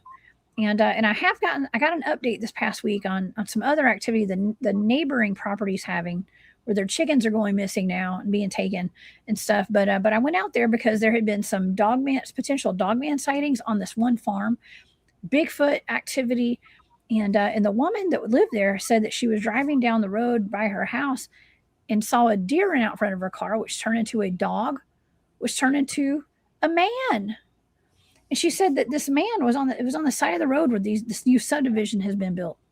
And it's almost like the activity is from the subdivisions has kind of pushed everything onto their farm property, I think. But she said that she saw what was a deer. And then when she stopped, she slowed down. She was looking at it. It was a dog. And then it turned into a 4-foot tall gray skinned man who opened a door that wasn't there and turned the doorknob, opened it up. There was a void inside the door. She said it was black. And he walked in it and looked at her and shut the door. I mean, that's weird, William. That's very odd. I mean, she's not crazy. I met her. She's amazing. No, she's not. She's a level-headed woman. She's not crazy. What she saw was a being that is considered throughout the world as like a little person. It was 4 feet, she said. Yeah. And there are certain, you have little people legends that go from being inches tall to being 3-4 feet tall. Okay. The Pugwudgies, are the one that I associate a lot with, that type of an encounter. People don't understand that when you go and you see something like that, you're seeing something shift from the physical in the best form that it can to get back to the interdimensional, to get back to the supernatural realms that they come from. Okay. And I have very dear brothers of mine that are up in New England area, and they're Bigfoot researchers, and they've been doing it for a few years now, and they keep on coming up with this photographic evidence of orbs and stuff and lights and stuff around Bigfoot that they capture on camera, and they're always by trees and or water. And I keep on saying that these are literally the elemental spirits of the land, the fey energy spirits of the land that are using that form because they're thinking about basically trying to find Bigfoot in the woods. And Fae can read minds. Okay. Supernatural beings know what you're thinking 24/7. Okay. They can tell what your thought process is, and they're going to manifest in a form that you're basically looking for. Okay. Yeah. And then they're just going to disappear at the blink of an eye. A lot of people call it cloaking. It's yes, cloaking can be described that way, but what I'm talking about is above and beyond that. Okay. Your cloaking is a lot more than just putting like a suit on that's taking pictures of what's in front of you and putting it on you to make you blend in. Okay. It's more than just having hair follicles that are hollow and being able to shift your hairs compared to the light spectrum to make you become less illuminated and seen in a color format and more of a clear format like the Predator. Okay. You have examples of that as the Glimmer Man, and I've done an extensive thing on Glimmer Man. I've got encounters with Glimmer Man here on my own property. Okay. And portals. So, which I'll be talking about tomorrow. But, these things exist, but it's not all the same thing. Okay. It's not all going to be the same exact thing. Okay. Because there's a certain part of humanity that has figured it out, that they can manipulate the same thing technology wise or genetics wise. Okay. And they use that and they embrace that. Okay. And they use that to mimic a lot of the stuff that people are seeing too. But at the same time, when you see a 4-foot tall being, grayish skin, going into a doorway, you're seeing a shift of, how do I want to say this? A shift of going from the flesh, physical, into the supernatural, interdimensional realm, plain and simple. And there's cases out there of Bigfoot being seen. And, next thing you know, the people blink their eyes and they see a deer standing in front of them on a path, or a black bear or a tree stump where the Bigfoot was. That's just a shift. Okay. Because remember, you can only see a certain percentage, 0.035% of the full spectrum visually. Okay. So with your inability to visualize what's happening, you're seeing what your mind's perceiving in front of you. Okay. Interpreting to the best of its ability. Okay. And then it just disappears. That's elemental fey energy is what that is. Okay.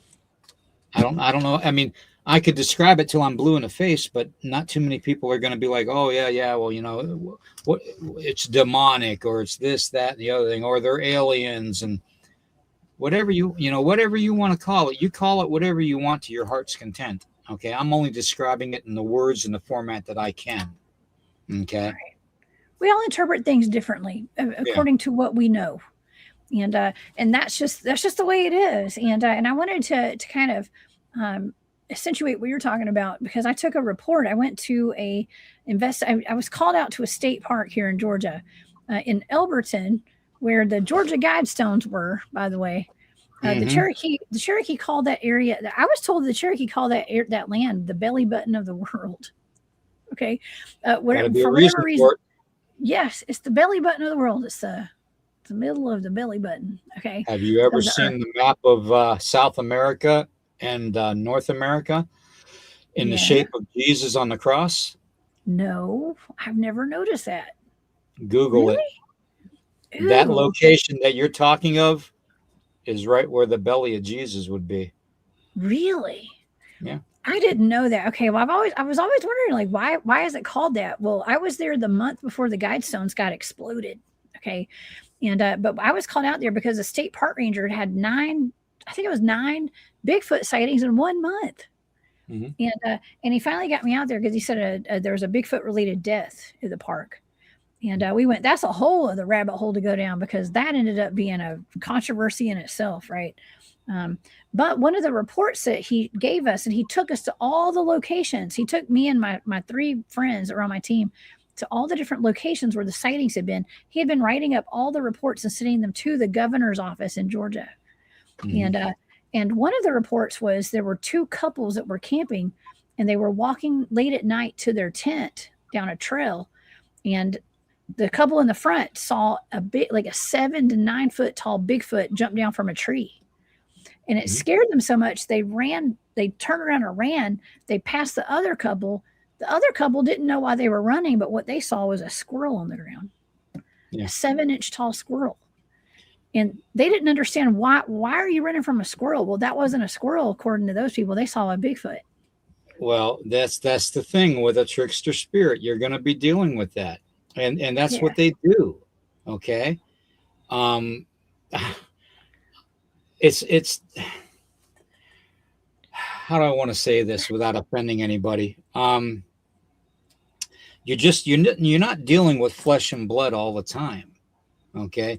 Yeah, there is a form of cryptid out there that are similar to Dogman. There are cryptids out there that look like Bigfoot. There's actually 4 distinct types of Bigfoot that I've actually know, and that was passed down in my family knowledge. And we'll get into that here in a second. But a lot of the time, it's like I've always said, you have to determine what is flesh and blood and bone, and then what is actually elemental or supernatural in nature. Okay. You talk about the thing jumping out of a tree. Well, a tree is associated with Druid faith. Okay. The Druids used to smack on the side of a tree and call forth an elemental spirit and ask favors of them. Now, those spirits always wanted something in return. Okay.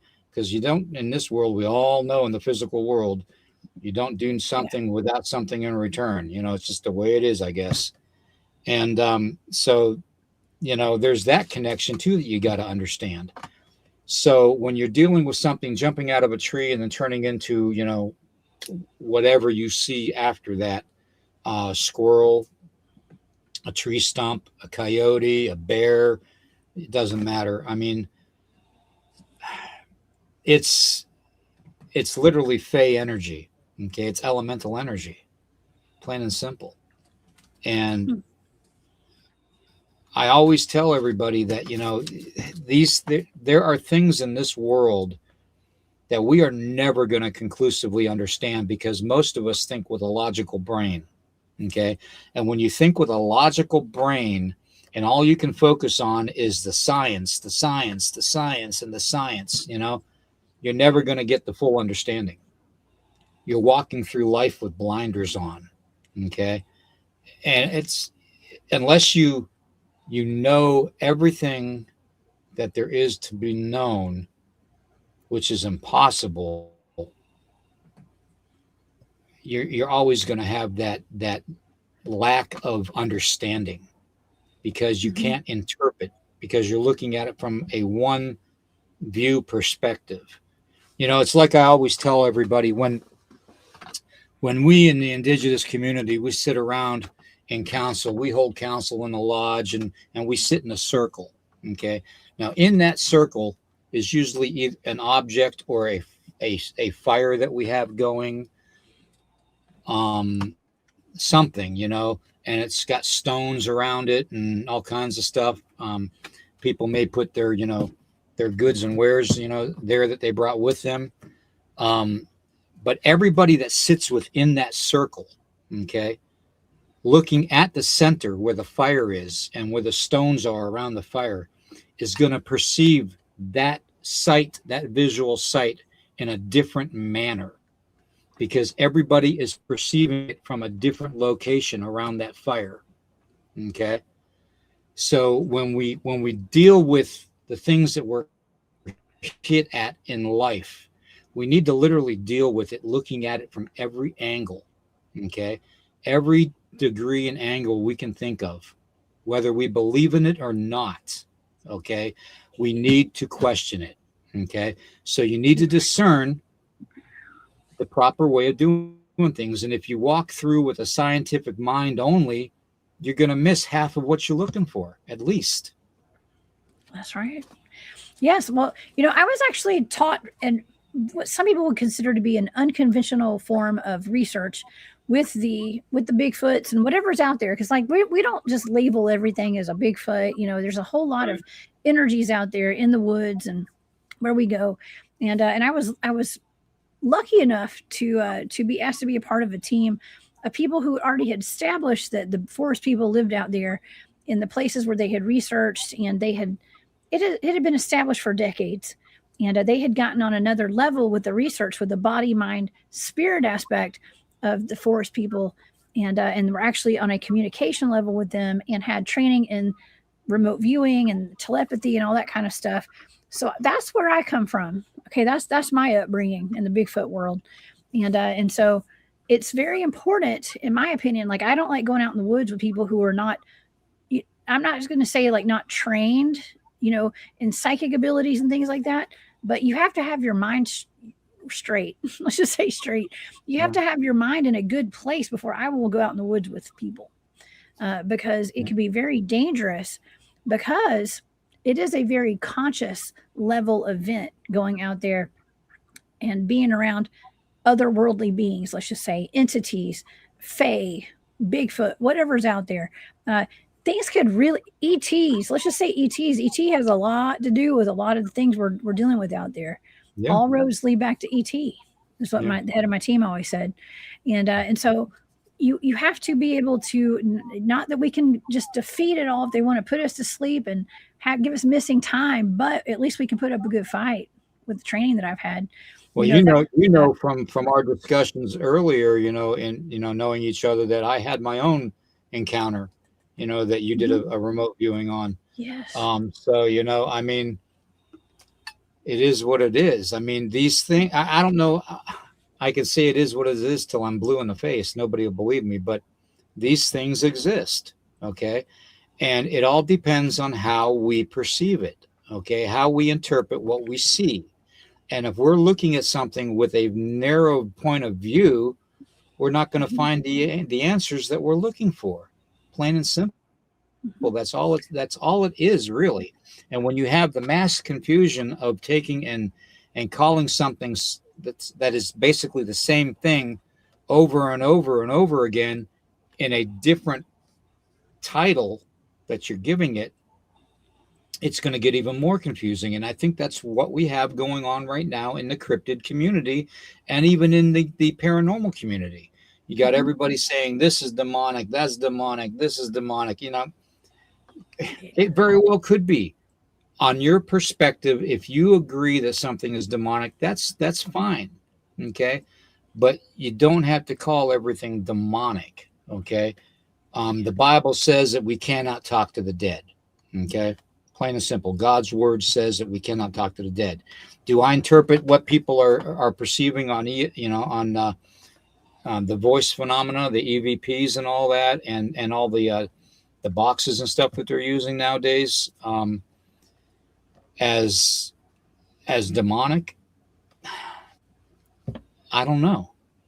I mean, it says in biblical scriptures that we are not talking to people that were once flesh and blood, that our spirits of our ancestors are not here to communicate with us. But at the same time, I know for a fact in my own past that the spirits of my ancestors came to me in ceremony. Okay.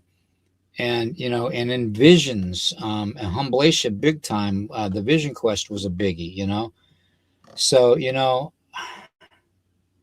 it's one of those what ifs. It's always that kind of what if, that do we call them demons? Do we call them archons?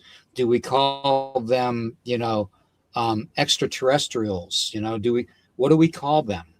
Well, we call them several different things in everybody's different perspective. That's what it is. And that's where the confusion lies in, and that's where all the dissension and the argument comes in to play. And that's just another way that they keep us all separated. Divided. I was going to say that, William, and that is weaponized against humanity in so many ways. And so that it's another part of our separation. And okay, well, I wanted to ask you also tonight about the uptick in Dogman encounters and Dogman sightings and stuff, and the possible connection to our consciousness and the collective consciousness and the programming that we're getting, and all of the focus that we're putting onto Dogman right now. I know it sounds wild, but listen, I'm guilty. I've started taking a deep dive into getting my boots on the ground out there and doing more of the research. It's kind of taking me down this rabbit hole where, we were out there looking for Bigfoot. We found Bigfoot. Now it's like I've kind of moved on. I've graduated into going and chasing Dogman sign out in the woods and stuff. Okay. I'm not saying I will admit my role in this. Yes. Maybe I talk about it a good bit. But as a collective, do you think that we are manifesting all these Dogman sightings, and we're kind of, it's almost, what do you call it, like an egregore or something? Like we're kind of like putting it into reality ourselves because we're being programmed into it right now. Well, you can call it manifestation. You can call it whatever you want, really. One of the first teachings I taught you, as a matter of fact, especially on that last Walker case that you went on, was when you go out, clear your thoughts, clear your mind of what you're looking for. Yes. Walk up to a tree and tell the energy that you're there in a good way. Okay. And you just want to find answers to questions that people are having. If you go into the woods or into the mountains or the hollers and you're going to look for Bigfoot or Dogman or whatnot, take your shoes and your socks off. This is going to sound funny. You're going to laugh, but take your shoes and your socks off. I don't even care if it's wintertime. Take them off. Put your feet into the ground. Curl your toes up into the mud and the earth and feel the grass and the stones and the twigs between your toes, and just say a silent prayer. Be humble. Be respectful, because the more you go in being humble and respectful, the better your chances are to coming out unscathed. Okay? It's not about the verbal prayer. It's about your intent. Okay? A lot of the bad things that happen to people are their own doing, whether they manifest it to happen or not. Okay? They basically opened the doorway for it to happen. Okay? When hunters are hunting, I had a case myself when I was 13 years old. I was riding a dirt bike, and I had a Bigfoot throw a branch across the front of my dirt bike, and it flipped me over and onto the path. And I was riding in the woods, and come to find out, I interrupted their hunt. Okay, there was 3 of them. All right, and I literally interrupted their hunt. So of course they're going to throw something at me and chase me out of there. Okay, I would do the same thing. Okay. So, sometimes we do things unknowingly to provoke it to happen. Okay. Sometimes we go into the woods, the forest, and we don't give the proper respect where respect is due. Okay. When we as Native people go out, before we ever go into the woods, we always lay down tobacco or something or an offering to say thank you, okay, and to give us safe passage, okay. Same thing with the water element. We lay tobacco upon the water and ask for the elemental spirits of the water to give us safe passage to the other side, Okay. That's a form of respect. Okay. Now, if you want to say that we're offering these to the demonic, that's fine. Okay. The elemental spirit is connected to the Fey energy, which is connected to the Nephilim energy, the Siren energy, which is connected to the fallen angels. Yes. Okay. It's all connected. Okay. But are we doing it to get something out of the demon for our own purposes or for everybody's safety? Okay. That's how we have to perceive it. We have to go in being as humble as the lowest thing on the planet, which is the water. Okay. Because water always seeks its lowest level. We have to be humble like that. Yet when we come together, like water comes together in a tsunami, you can move mountains. That's the kind of attitude we need to have. You need to go into it being respectful and humble and grateful, and give them a thank you for letting you be there. And then when you leave, say thank you again. Leave tobacco again. It's all about how you conduct yourself. And I've always said that when it comes to supernatural entities, they know what you're thinking before you do. Yes. Okay. They know what you're going to do before you do. So we need to keep that in mind. A lot of it is unintentionally provoked.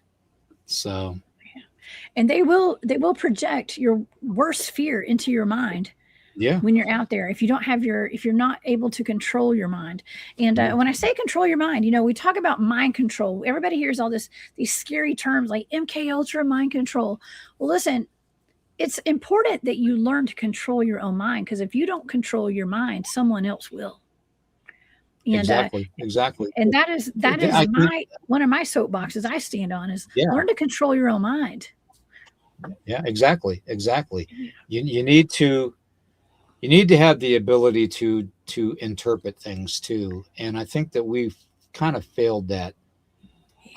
We were all given to be a stewardship of the land. We were all given a gift to take care of the land.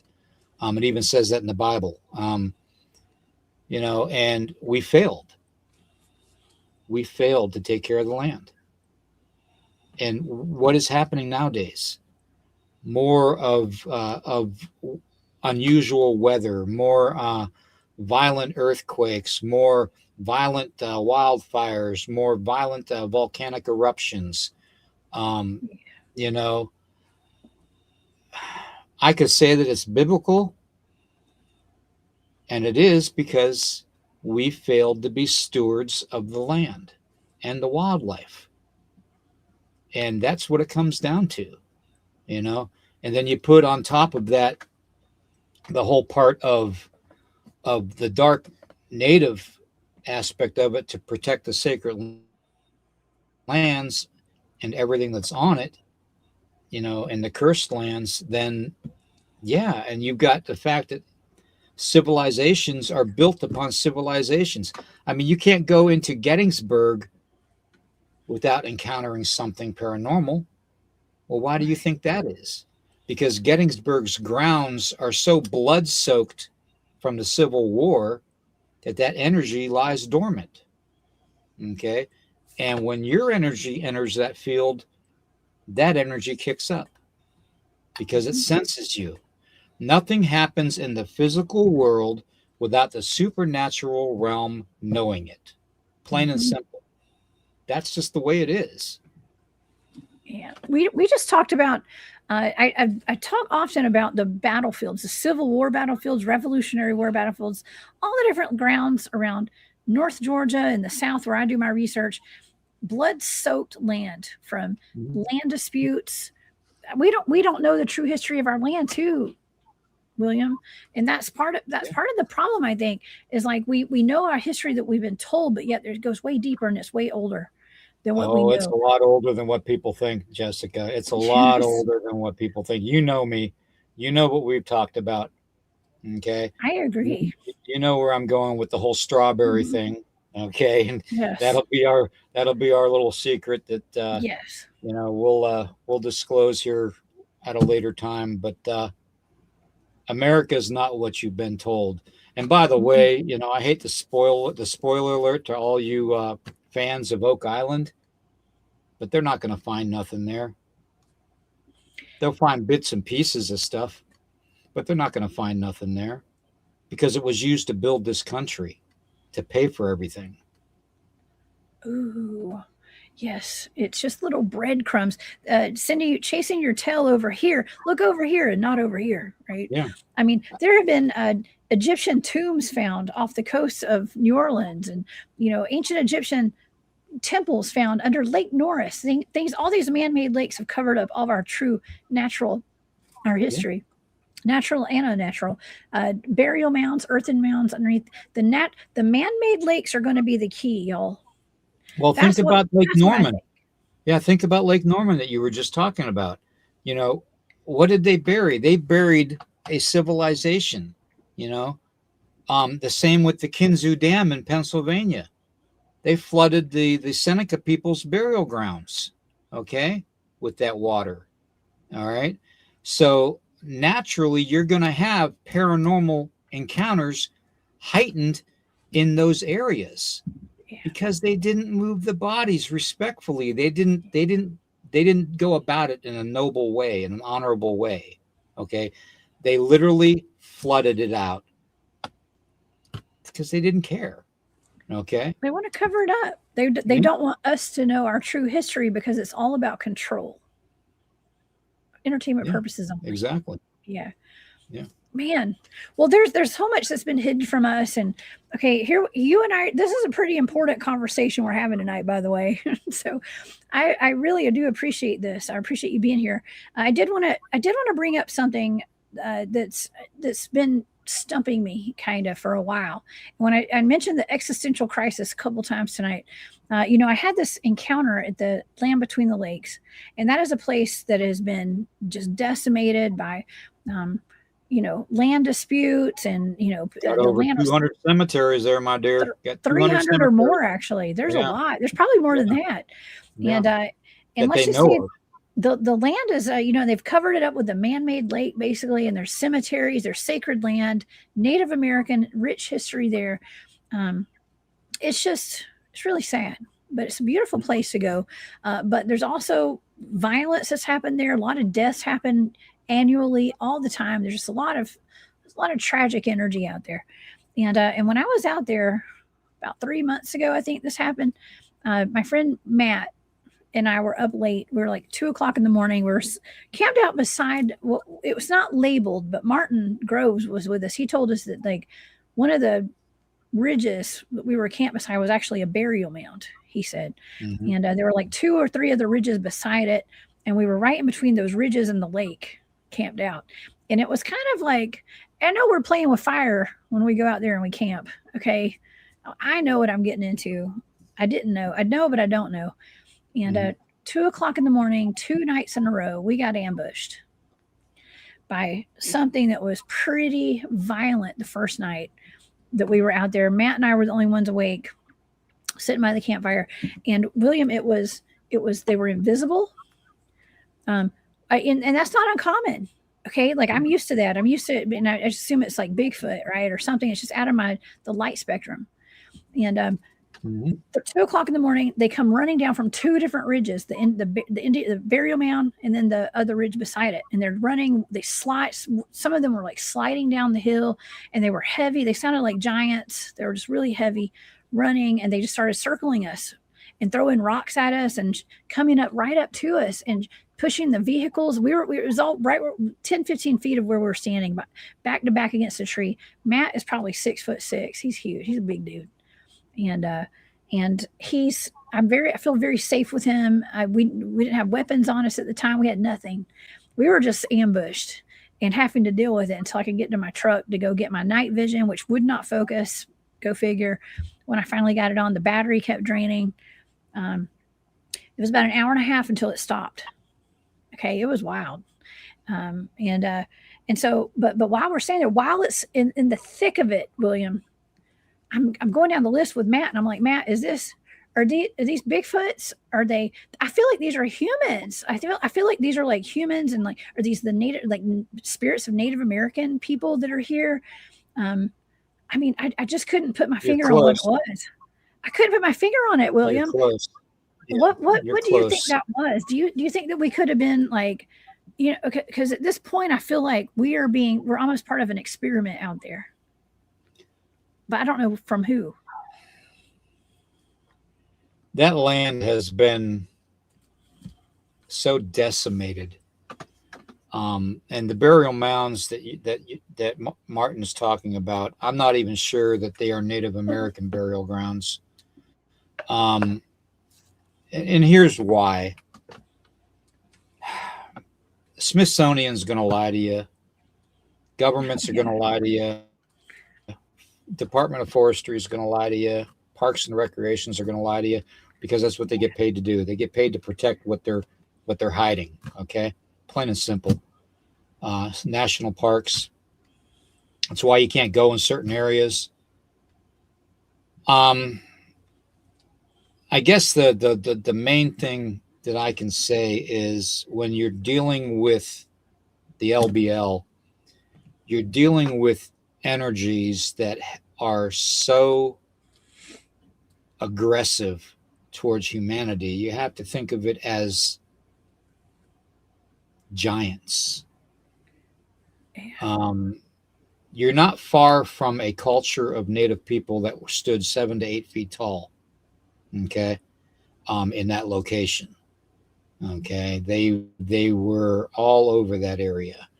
In fact, the Rockefellers built one of their meeting homes on a small island where they found an altar where they sacrificed children on an altar that these giant indigenous people made. Now, I say indigenous because they were considered that, but when you compare their culture to the actual indigenous culture, they're really not the same.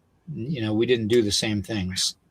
So they were distinctively different. And I believe that was the remaining bloodlines of the giants of old, the Nephilim. Okay.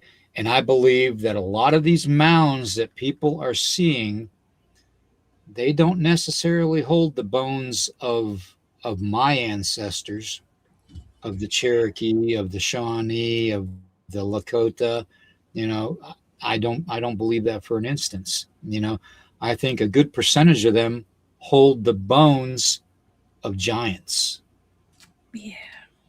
And that's what you're experiencing. You're experiencing that spirit coming down from all levels of the higher ground around you to intimidate you, to get you away from there. Yeah. Yeah, they were trying. They were definitely. And actually, Jonestead Farm, this is my friend Anna. Anna was there with us. And she was there the second night. I actually fell asleep before midnight the second night. So I was asleep, but Anna was awake. And she experienced it the second night. And it wasn't as intense as the first night, but it happened at the exact same time. It was almost like in a loop, but it was interacting with us and throwing rocks at the group and everything. It was wild, and pushing vehicles. So I've really questioned it a lot, William, as to like what exactly that was. And, you know, we do know that these national parks also hold a lot of government/military training grounds and things like that too. Yeah, I wasn't going to go there this time, but yeah, you're absolutely right. I will. Well, you know, I've been talking about this. You know, I talked about this with Robbie on Thursday, and I talked about it with Eric last week and stuff. You know, there's the national parks are like laboratories, kind of, I think, and there's been, you know, reports and there's proof. You know, they've been doing these. Let's call them I want to say psyops and stuff, but you know, just programs like Skinwalker Ranch, for instance. You know, Bigelow Aerospace was granted $22 million back in 2007 to go out there. Now this is in Utah on native land. Okay. And they were, I'm going to say, don't ask me what's underneath. I don't, yeah. Well, what's underneath? I mean, You don't want to know. There's a lot. You don't want to know. It's not an alien craft. I'll tell you that.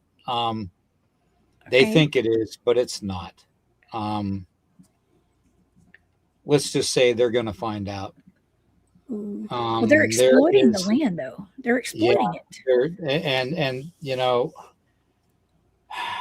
an old saying that my father told me was that, you know, when non-indigenous people, when universities used to come to our burial grounds and do their digs and stuff for archaeological discoveries, my uncles and my father were the first ones to speak up about, you know, why don't you tell me where your ancestors are buried so I can get my shovel and my relatives together so we can go dig up their bones. It's all about respect, okay, and not treating something the way it shouldn't be treated. And when you dig upon the earth in a way to find out answers, you're kind of provoking more than you're investigating. So in that aspect, knowing what is buried beneath the mesa there, I'm going to save that for one of them so I can tell them personally, and not because I want to do anything with that whole scenario, because I don't even know if I'll be here tomorrow for that matter. But all I can say is what's buried there is not a craft. Okay. It's a lot more than that. And all I can say too is you have to ask yourself why the LDS are so prominent in that area, and why the LDS are so prominent in Montana. That's a church. Okay. Yeah. People are wondering. And the only reason I know what you're referring to with that acronym is because my friend Bryce keeps doing shows on them. And I don't know a lot about it. See, I grew up in the, you know, Baptist church and the Methodist church. Okay. So I'm not familiar with that, but I do see my friend Bryce. Y'all go to Esoteric Atlanta and check out her channel. I don't know if it's good or bad. I have no idea. But anyways, her channel's good. But okay. Well, that's interesting. Well, listen, like I said in the beginning of the show tonight, everything is weaponized, right? And and anything that I'm going to say the government or agencies can use to weaponize, they're going to do it, and that includes even children with psychic abilities. You know, what cynocephaly or whatever. I mean, it's going to be anything they can use. They're going to weaponize. Everything. And that includes the consciousness of the masses as well. And that's kind of like where we were going all night with this conversation is like, why is there such an uptick in all these sightings of things like Dogman and werewolves right now? Could it be that the collective consciousness has reached, you know, some kind of there's a collective consciousness manifestation of all this right now? That's my question. Yeah. When you think about it, I mean, think about even like the LBL area, with all the cemeteries and stuff there, and the stuff that we don't know is even there. You're talking a collective. Okay. So think about all that energy going into a form of, say, like a dome over that land. Okay. That energy has no place to really go. It's stuck there. So when you interact with that land, you're interacting with those same energies over thousands and thousands of years. So you don't really know exactly what you're dealing with. So the only way we can classify it is a Fey type energy, if it's not a flesh and blood cryptid.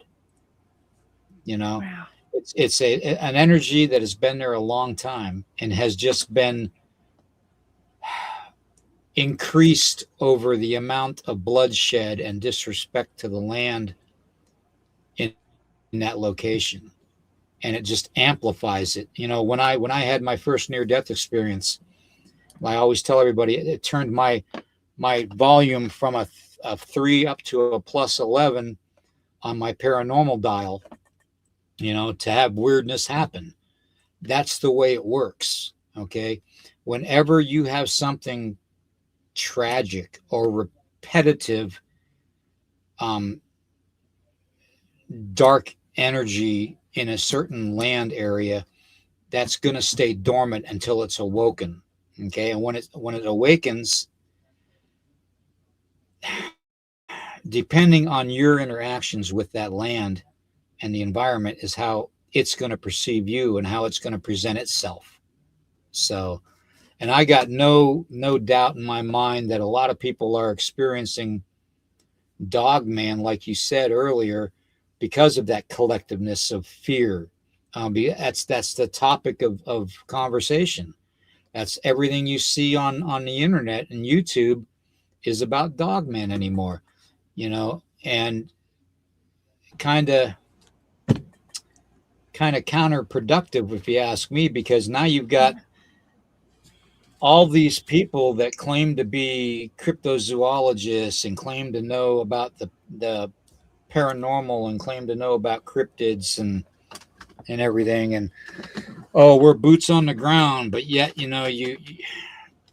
call things what they're not. You describe interactions and things that you're not really meshing together correctly. Okay. So we need to literally get a grip on things. Sometimes we need to take a step back and take a deep breath and just come at it a different way, Yeah. Because maybe not label everything. Yeah, right. There's too much confusion going on now. People are manifesting their fears, plain and simple. Right.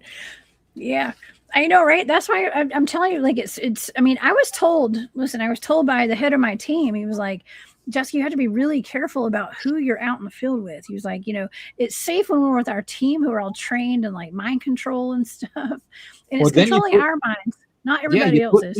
You put people that are, and I see this happen a lot, and I keep my mouth shut a lot. Yeah, I do too. I see a lot of people getting into organizations and into groups, Bigfoot groups and stuff, and they're just constantly feeding disinformation. And it's getting to the point where it's utterly ridiculous. Now we're at a point where Bigfoot wear Viking horns and stuff and carry battle axes. I mean,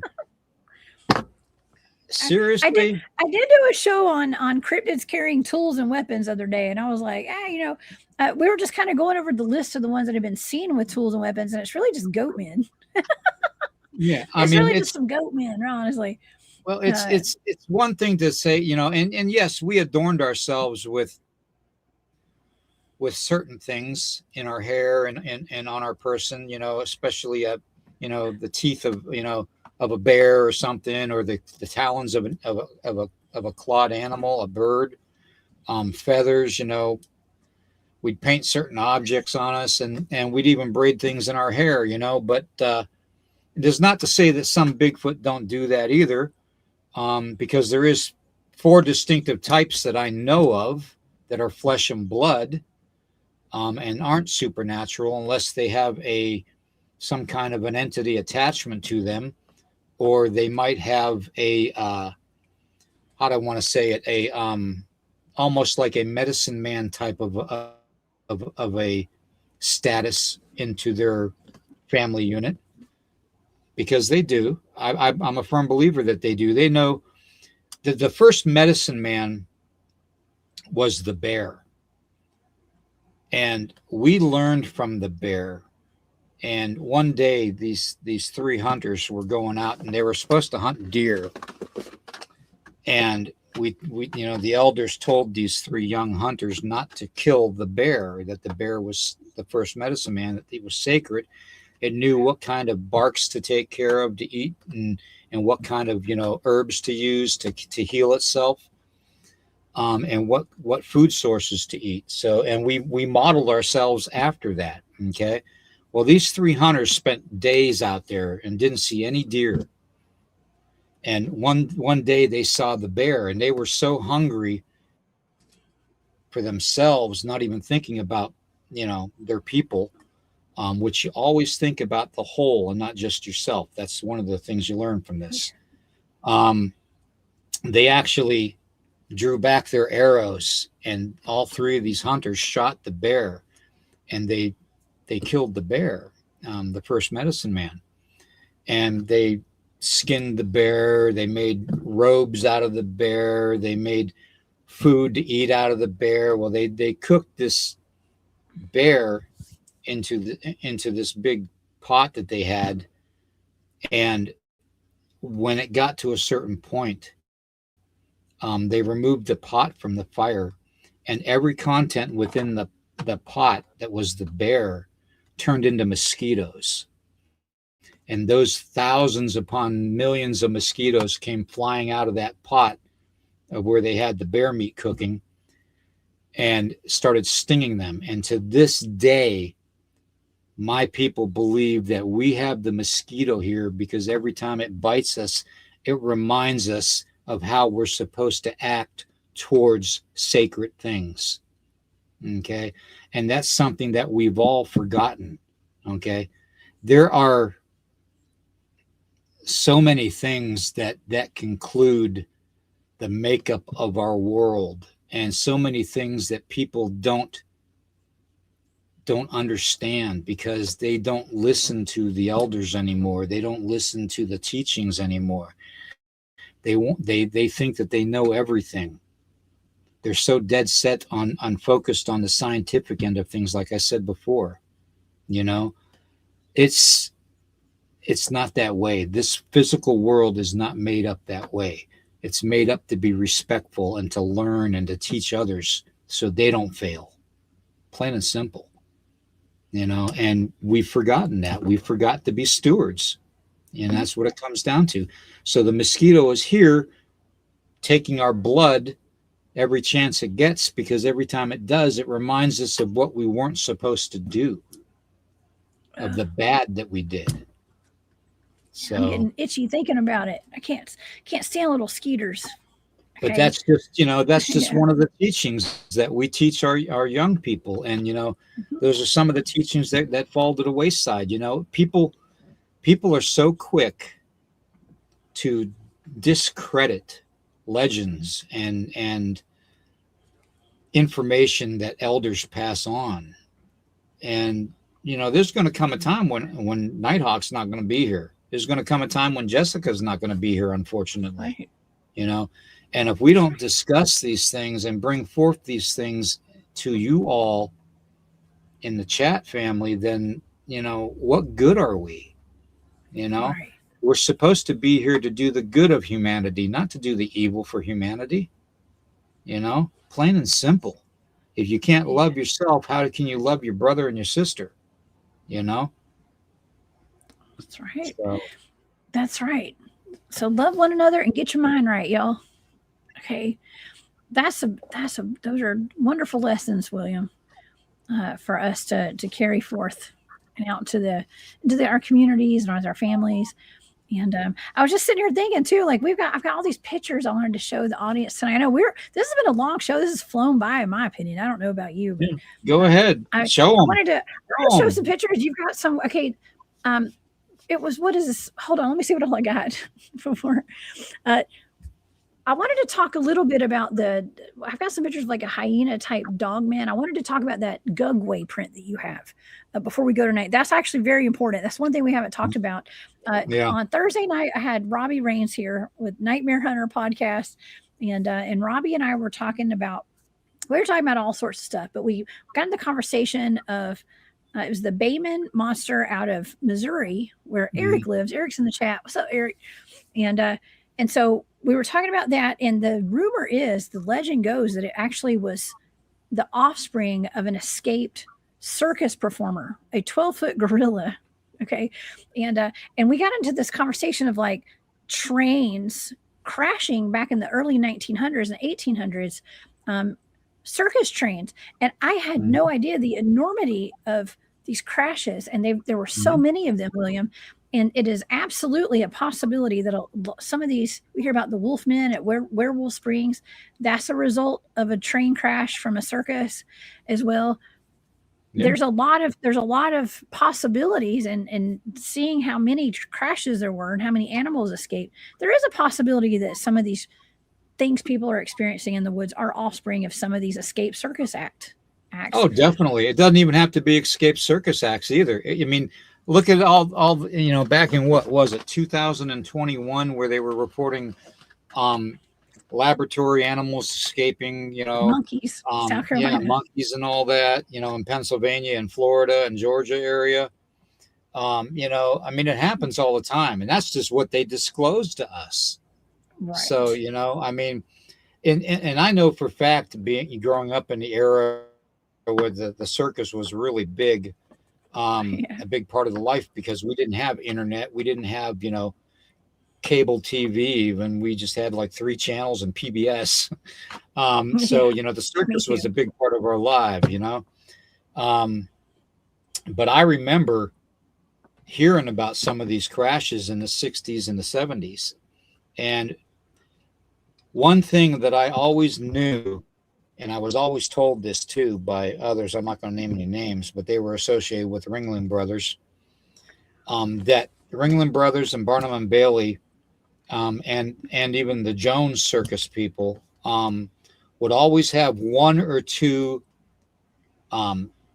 freight cars that nobody would know what was in them. Okay. Nobody was told what was inside these cars.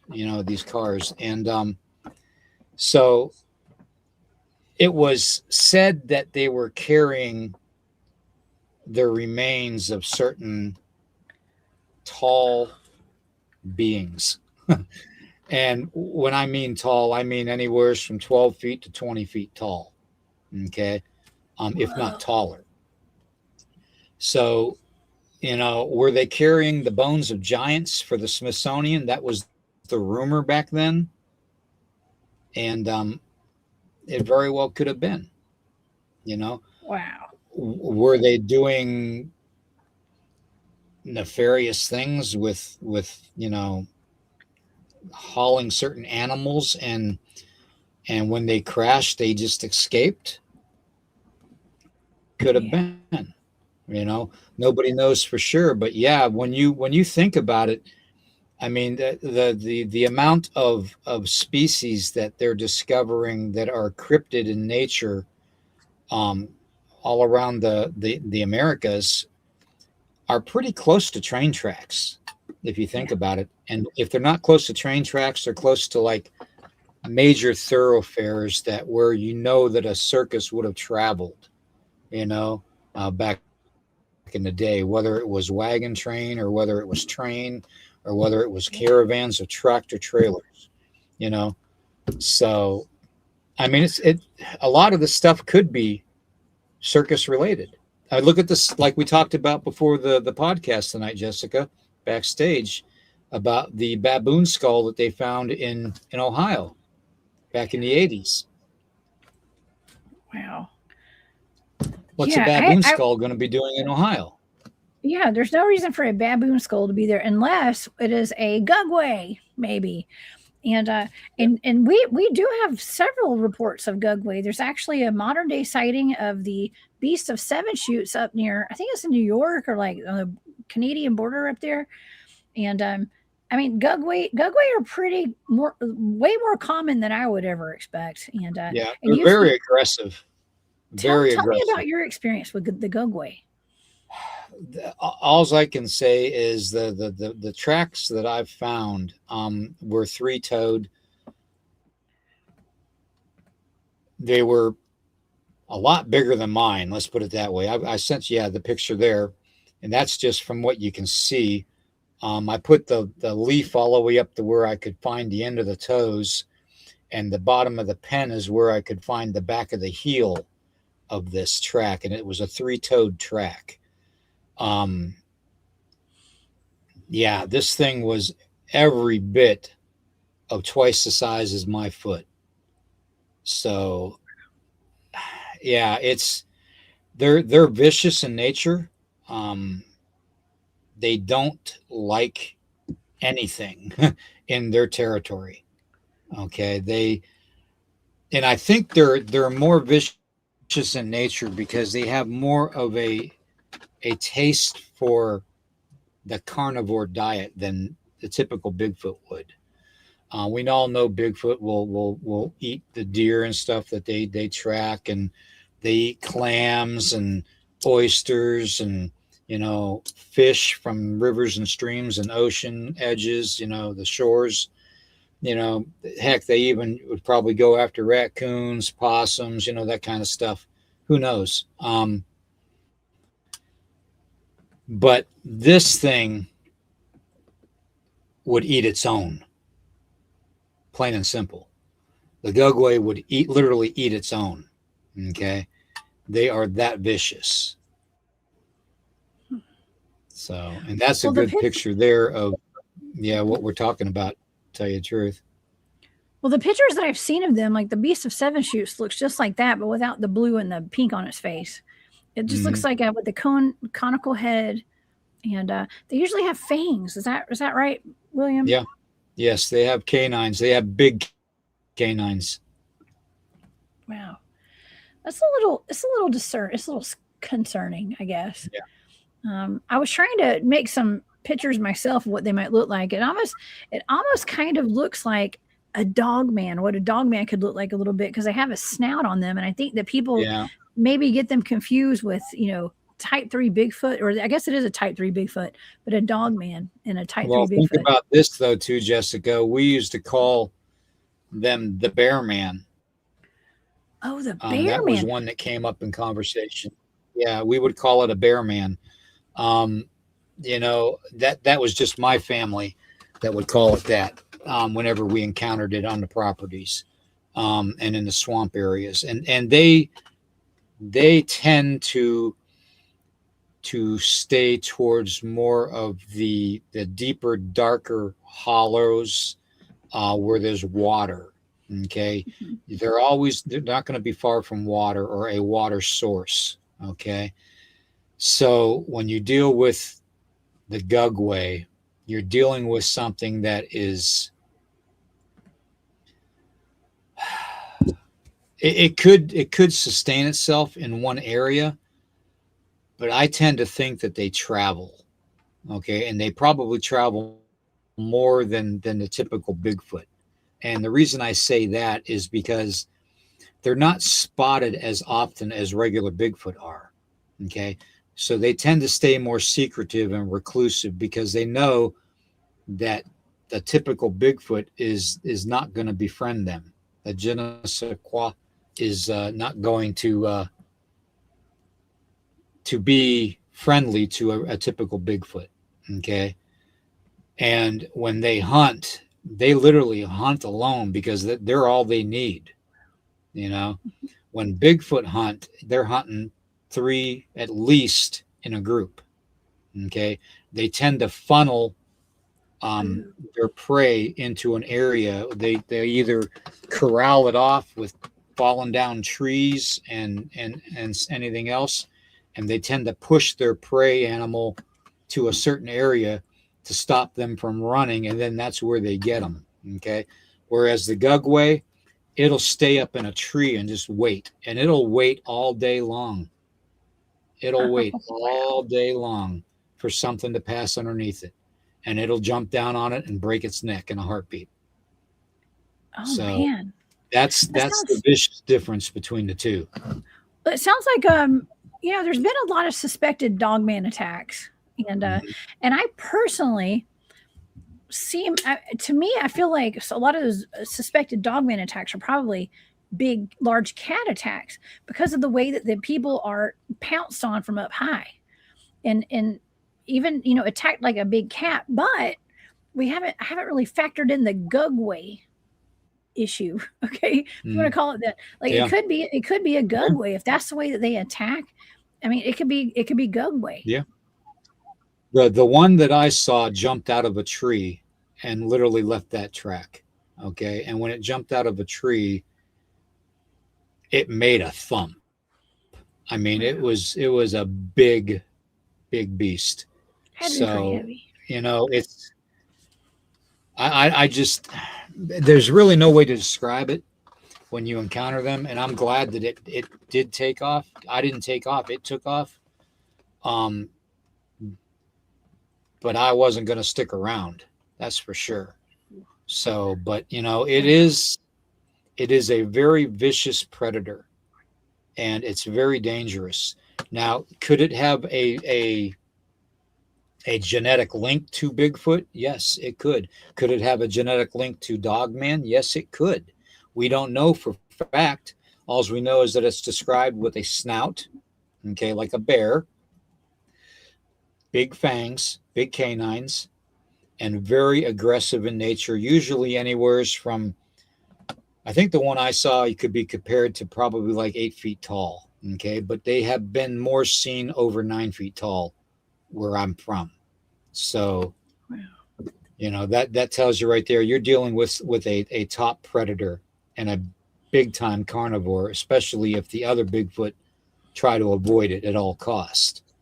And the 4 types of Bigfoot, basically, you have the big ones coming down from Alaska and the Yukon area that are said to be anywhere from basically 8 feet tall to, I've heard, up to 20 feet tall.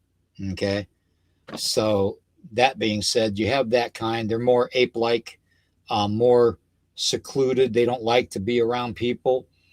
So they are the ones that will eat the fish and the clams and the oysters and also deer. They're not going to turn away deer or anything like that. Then you have the ones coming up from South America. Okay. These are the ones that inhabited the swamps and a lot of the swamps along the southern part of the America. Okay. From Texas all the way over to Florida. They're said to be anywhere from 6 feet tall to 8 feet tall. And they're aggressive because, you know what, you live in a swamp, you're going to have an attitude, plain and simple. You're fighting every day to live, and you're fighting every day for food. So, cranky? Yeah, cranky much. Yeah. Exactly. And then you have the ones that are basically like around the Great Lakes area with the Gugwe and all that too, up that way. That are more kind of like a dark grayish to a black type of a skin tone that look more kind of human in the face with the flat pushed nose, but they're big too. They can get up to 9 feet tall too and be every bit of 1,100 pounds on a big alpha. Okay. So, those are the 4 types that we know of that exist. I'm not to say that, there's not more that could be, but that's just what was pointed out to me growing up. Okay. Now I've interacted with the Gugwe and I've interacted with the human-like looking one. And I actually, living in Arkansas for a brief time of about 2 years, actually went down into Boggy Creek area and down below Texarkana and actually did the hunt for the Boggy Creek monster. So I've actually been down there, heard a lot, saw tracks and stuff, but never actually visually had a sighting down there. But I did hear a lot of the cries and stuff and the screeches that they talk about. And I did see the 3-toed tracks. So wow. I don't know. That's a question that Robbie and I were discussing on Thursday. What are 3-toed tracks? Like, what is the theory behind that? Because some of us think that it's a genetic deformation, like maybe it's inbreeding or genetic deformity. That's what I'm probably more inclined to believe, that it is a typical inbreeding type of a status. But at the same time, you have to wonder, aren't your feet going to be the first thing that you have adapt on your body to the climate that you're in?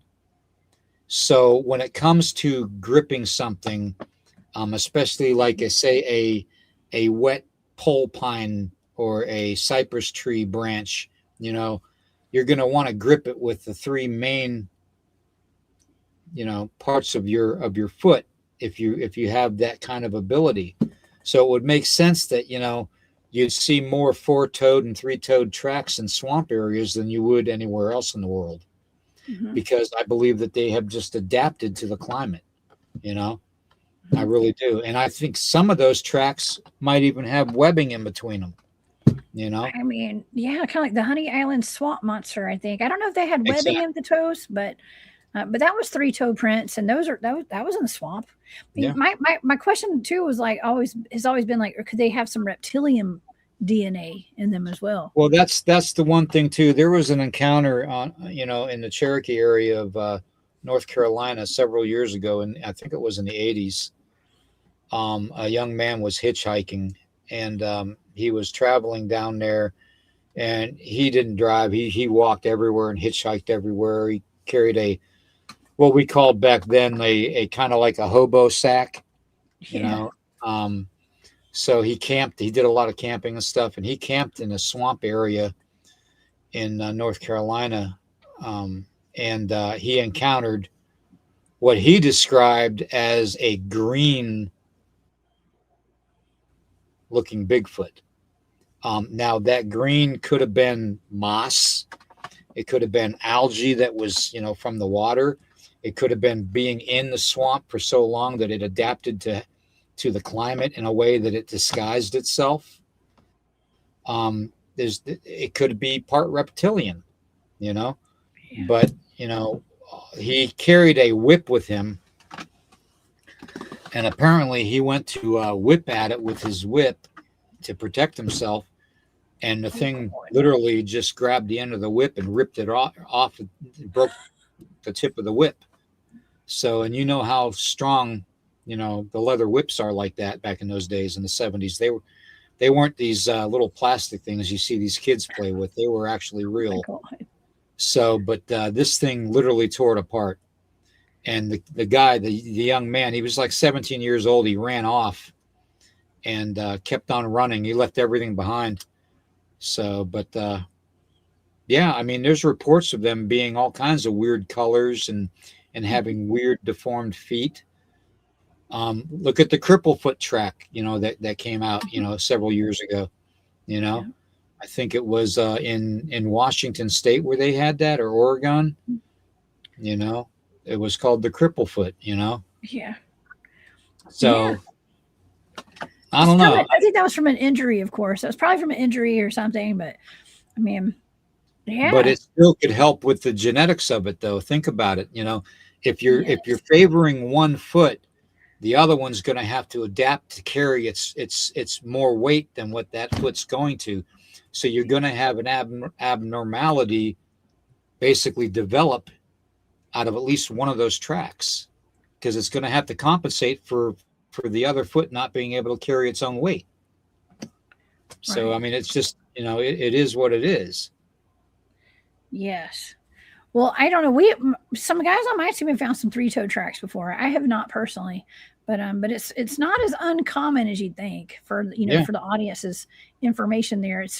It's not as common as five toes, but three toes show up pretty often.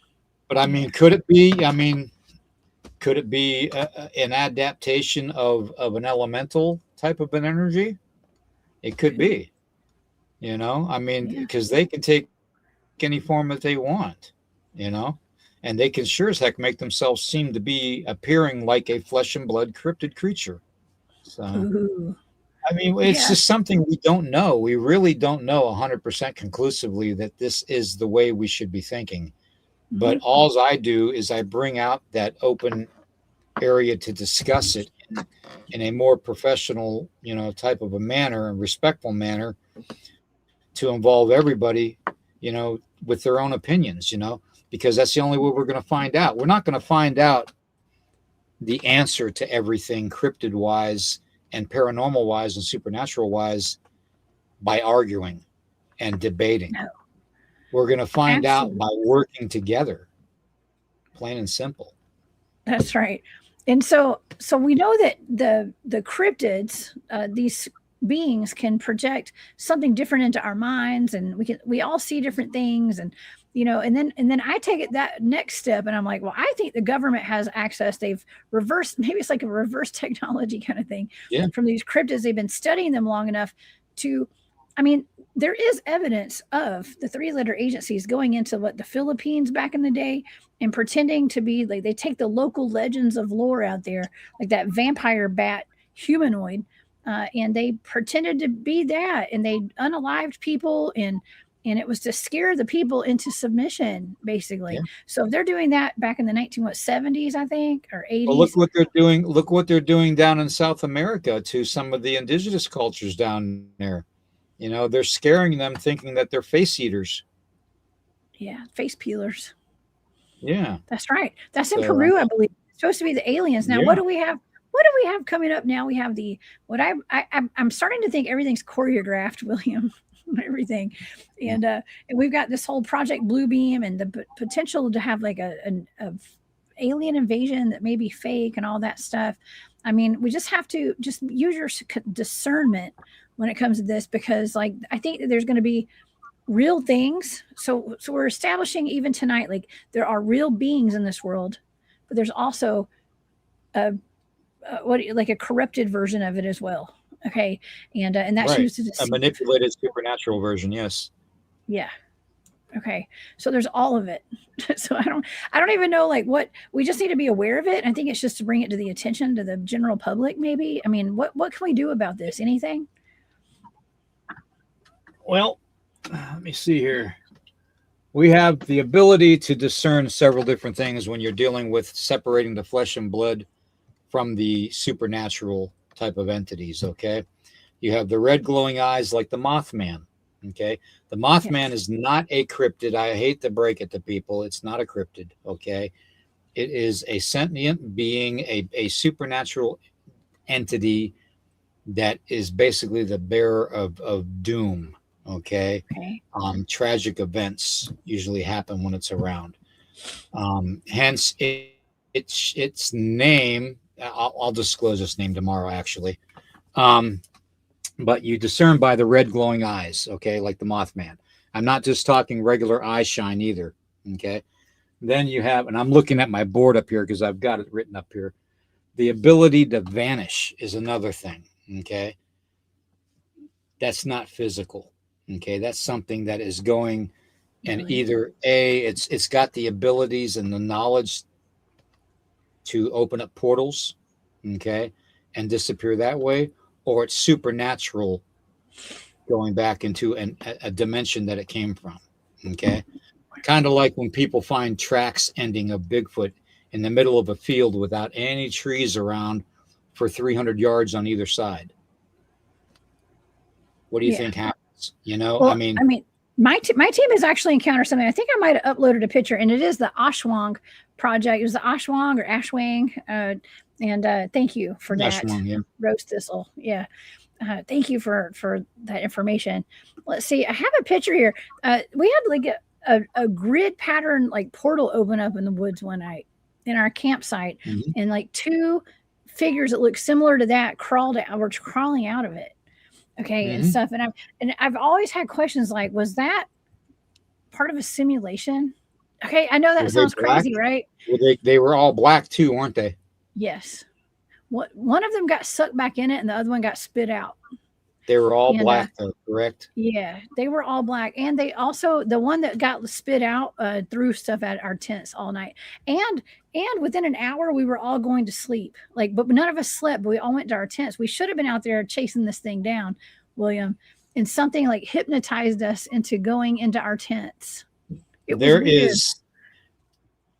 is a factor in this world that we call the watchers. There's several different types of watchers. Okay, you have watchers that are indigenous, like myself. Then you have watchers that are supernatural beings. Okay, and whether you want to call them angelic or demonic, it doesn't matter. Okay. The fact of the matter is they exist, and they come to us in the form of shadow people, and they come to us in the form of the glimmer man, okay, kind of like the predator, okay, and all's they're allowed to do is watch, okay. If they interact in any way, it's to get you out of an area. It's to stop you from being in a certain location, okay. Every time we have a bad encounter, it's because we're not supposed to be there. It is almost like you're in a simulation, and the programming is telling you to get the hell out. So that's what you're dealing with, especially in that case. Yes, we know where it's almost like I feel like we were kind of put there into a cryptid research boot camp. Okay, because that's like the scariest place. The head of our team knew there was something really, really wonky about that place, and he took us there just to get us kind of inoculated, I think. And so, anyways, that's another story for another day. Okay, and it worked. Listen, that's why I say have no fear. I hadn't died, but did you die? Is what people say. I have not yet. Okay. And we've experienced stuff like that out there. And it's kind of like it set the baseline kind of for like, okay, there's some weird stuff out here. You're going to experience it. It's going to bug you, but the chances of it actually coming and, choking you out or something are pretty slim, actually, in my book. You know what I mean? But it's just the respect factor. You said respect earlier. It's all about the respect. Exactly. Some of the other things that you need to look for too, for the beings that are not flesh and blood, are the abilities to teleport. Okay. And the abilities to mind speak. Okay. Okay. Yeah. Those are two biggies when you're dealing with something that you're trying to discern the difference between flesh and blood and supernatural. Those are two of the biggies also. So another one is certain types of smells that you smell. Do you smell dead animals? Do you smell like rotting flesh? Do you smell roses?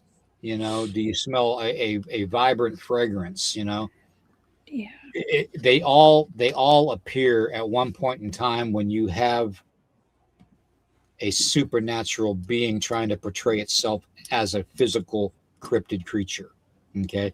You're going to have that interaction because those are what protects us from being able to have the ability to be fooled by these beings. Okay.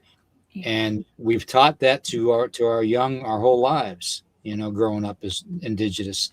But, a lot of people don't follow these guidelines. They don't understand that when you have a being stepping out of your fire in front of you that looks like a Bigfoot and walk off like you're not even there, that might not be a flesh and blood Bigfoot. Right. That might be an elemental. Okay, that might be the Fey energy that you're dealing with coming out of the fire. Okay, which is connected to the Nephilim spirit, the Siren spirit, and the fallen angels. Okay, it's just different wording is all it is. Okay, it's all the same thing, just different wording. Wow. We get a lot of trickster spirits that come into our base camp late at night while we're all sleeping and mess with our stuff, and we just call them electronics. Yeah. Electronics is a biggie too. If you have a lot of I had a couple very good friends of mine that do a lot in the LBL. I'm not going to name their names, but they're friends of mine that I talk to periodically, and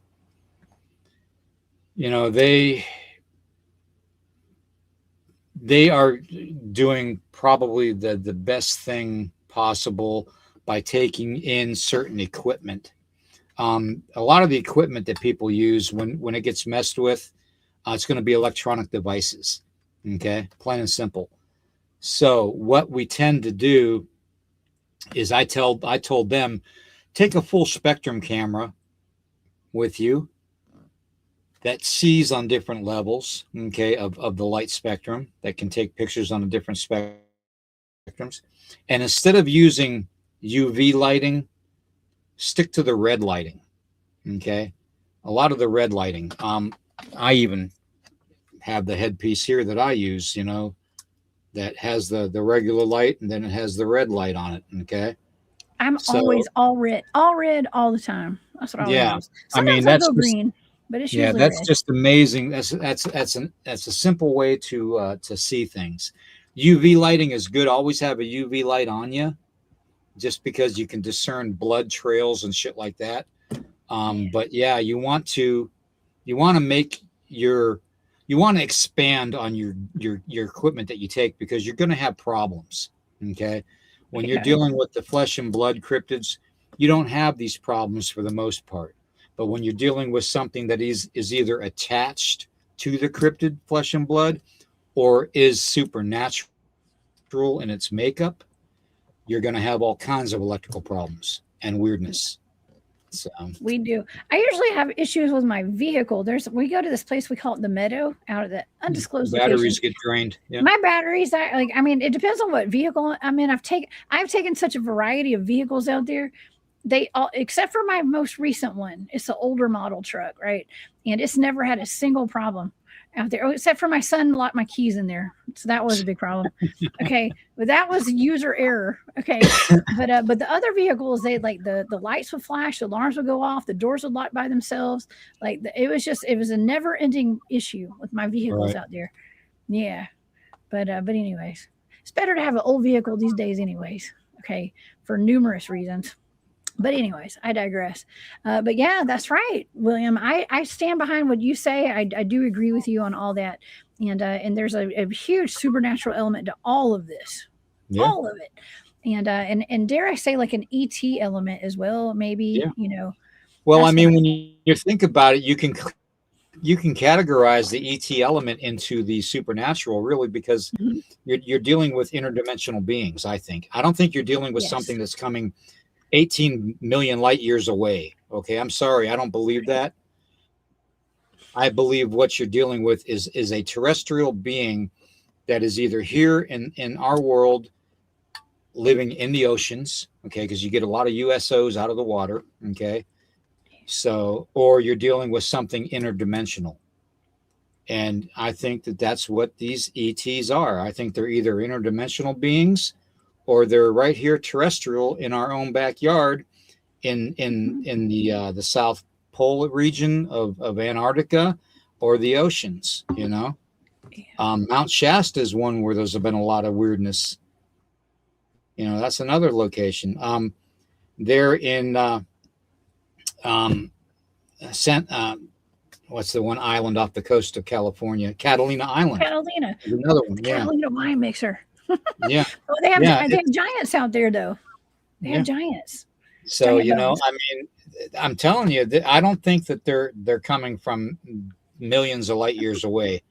Not to say that it can't happen, but to tell you the truth, I don't believe it is. I think that they are either coming interdimensionally or they're right here terrestrial in our own backyard that we don't know about. And we just don't see them because they're out of our light spectrum or something. That's what I think too. And I've had two people ask now. We've had Sovereign Cosmic Wildman and Eric, the Bizarre and the Unknown, ask you about your pterodactyl, William. What's up with the pterodactyl? Oh, yeah. I've got my son took a picture, and you know, we've always been big on the Thunderbird type of legends and stuff. Which before I conclude tonight, I want to make everybody aware that the water elemental and land elementals do not like the air elementals. Okay. They don't like the sky elementals. Okay. And that is proven. Okay. Because whenever the underwater panther would come onto the land, it always would fight with the Thunderbird. Okay. So, you know, that kind of a connection kind of reminds me of an ancient war before humanity really even existed. Okay. And the war in heaven. Think about it. You have the ones down below, the elements of below fighting the elements of above. Kind of sounds like the heavenly war, if you ask me. But that's a whole nother thing. But as far as the pterodactyl thing goes, a couple summers ago, my son took a picture of this pterodactyl in a tree on our property. And it literally is a pterodactyl. There's no other way to describe it. And I believe, let me see if I can, I don't even know if I can bring the picture up, to tell you the truth. Let me see if I can send it to you. Yeah, you can either send that, or I'll just. Or you could share it. You might could share it on your screen. But if you send it to me, I can pull it up too. Just as easy. I would love to see that. There's so many pterodactyl sightings going on all over the United States. I think I may have seen my own just this past school year, last spring, I guess. Taking my son to school. I got to take me a minute to find it. So, let me see here. Well, here, while you're doing that, I wanted to thank a couple people for giving super stickers tonight. Thank you, Elise Tanner, so much for that super sticker. That is very sweet of you. Thank you so much. And Bleeding Idiot. I love that name too. Thank you for that super sticker. You're so sweet. Bleeding Idiot. I don't like calling people idiots, but I'll call you that. Okay. And thank you so much for your support. And also, Amy, thank you so much for that super sticker. I appreciate that very much. I hate this when the phone puts something down in that is too small to see. I know. I always have to keep my glasses right here on hand too, William. Okay. If I got to see something I can't read. Old age. My eyes have gotten progressively worse this past couple months. Let's see here. I know I got it on my computer, but I don't know if I have it on this part of the phone. Yeah, Mother Goose says pterodactyls seen frequently in Fresno, California. Well, I just talked to Javier this week with Cryptid 559, and he and his cousin, I don't know if Adolf was in the chat earlier today, I think, but they had a pterodactyl sighting in Fresno, in the Fresno area, and it was pretty significant actually. They actually watched it on the ground. And it started like screaming or something. It like flew up in the air, I think. I don't remember. He's talked about it on the show before, but it was pretty intense for sure. Yeah, I have all kinds of weirdness here. Trust me. Weirdness is nothing new with me. Trust me. I attract all kinds of things.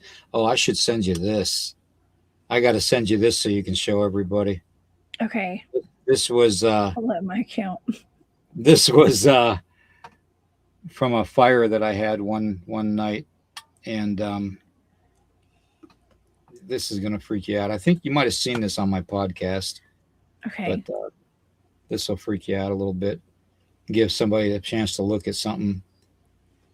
One of the weirdest things that has happened to me here. Jay Trusiger, some of us have had birds that have pooped on our heads before. Okay. I've definitely been, but a pterodactyl one would be really rough. Okay. So let's just hope that never happens, Jay Trusiger. That's funny. I think I sent it to you on your messenger. Is that the Glimmer Man, William? Yes. You just sent me the Glimmer Man. Okay. Let's see. Let me pull this up. All right. I got you. We're going to get this. All right, the Glimmer Man. That's wild. Where was this picture taken at, William? And that was taken between my shed and the wood line. Oh, so and that was after a fire that I had one night. And you can literally see the form of the person that's standing there or whatever it is. And I call it a watcher. So let me see here. I got to find that pterodactyl picture. I'm telling you all, there's all kinds of weirdness out there. Yeah, you guys, you have no, I can talk about this stuff till I'm blue in the face and nobody will believe me. Oh, I'll believe you. It is what it is. I mean, it's true. It's all true. So I don't make this stuff up. Trust me. I don't care to. Yeah, I can't find that picture of the pterodactyl. It'd be pretty terrifying to actually be able to see everything that surrounds us. Honestly, I think that some of us just need to wear some of those They Live glasses, like the sunglasses with what is that, Rowdy Rod Piper? And some of us, the glasses have already been taken off. Yeah. The veil has thinned. The veil is gone. Some of us, once you take the red pill, you never go back, right, William? Yeah, the veil's definitely been gone quite a while. Let's see here. I'm trying to go through thousands of photographs right now, guys, so bear with me. Actually, here, I'll show the audience this while we're waiting. I do have, let's see. Here we go. They live. Oh, I got this at a flea market, y'all. Just so you know, they live. I do have the action figure. If y'all can see that. And look, it's even got an extra head. Yep. Look, it's got 2 heads. It's dual action. It's like the sunglasses and the not. He doesn't have sunglasses on. So maybe I'll give this away one day. Maybe we'll do like a giveaway. I don't know. I'm about to hit 20,000 subscribers, y'all. And so whenever we hit 20,000, maybe we'll do a giveaway. Maybe this will be the giveaway. Okay, let's see. I can't find it. Let me find it on the go computer. back. There we go. I might have to find it on the computer. Give my flea market toy as a giveaway. I might have to find it on the computer, Jessica. Give me a second. Okay. It's okay. Well, hey, if we can't find it, it's okay. Well, maybe you can send it to me and we'll put it on social media or something. No biggie. No biggie at all. Man, William, this has been a great show tonight. Absolutely fantastic. I very much have enjoyed this. I think Hopefully I got you can it. All right, let's see here. Okay. Man, let me go back to that. All right, let's see there. Okay, William, do you have a show tomorrow? You and Eric probably have a show in the morning, don't you? Oh man. Yeah, I do, but I don't sleep much anymore. Sleep is overrated. I didn't want to keep you up all night over here. Amy said, Jess, you did tell us you're going to have a rake Halloween costume giveaway once. That was last year. I will do that if y'all want, but I'm not wearing it. I'll give one away, but that's spandex, honey. I ain't wearing no spandex. Not at this age. But if anybody else wants one, I don't know, William, would you wear a spandex rake costume? I don't know. I just couldn't do it. I don't know. I will not do it, but it would be fun. Actually, my mom said that she would, she was like, maybe we should get some rake costumes. I mean, I don't know, put them in my shop or something. Just I don't know if that's it or not. Okay, let's see. I don't know if that's it. Take this down. That might be it, wow. Jessica. I'm not sure. Yes. Oh my gosh, look at that. That is it. That's fantastic. That's a big old bird. Yep. And that was taken right. Yeah, that was taken right. Yeah, that was taken right in our own backyard. So in a tree line. Oh my gosh. William, I saw something very similar to that here in Georgia, taking my son to school, but it had a tail with a diamond shape at the back of it, just like a typical pterodactyl or something. And it literally had a long strip with like a diamond. Yep, this was about 3 feet long with a like a spade looking thing at the end. Wow, I bet that thing was massive. What do you suppose these are? What do you suppose these are? I wish I knew. I don't know if it's something with time and space being screwed up, quantum entanglement. I don't know. I really don't know.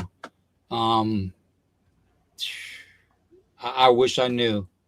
All I can say is from the sightings that I've had sightings of the Thunderbird just south of us. And I've, stuff like this going on in my own backyard.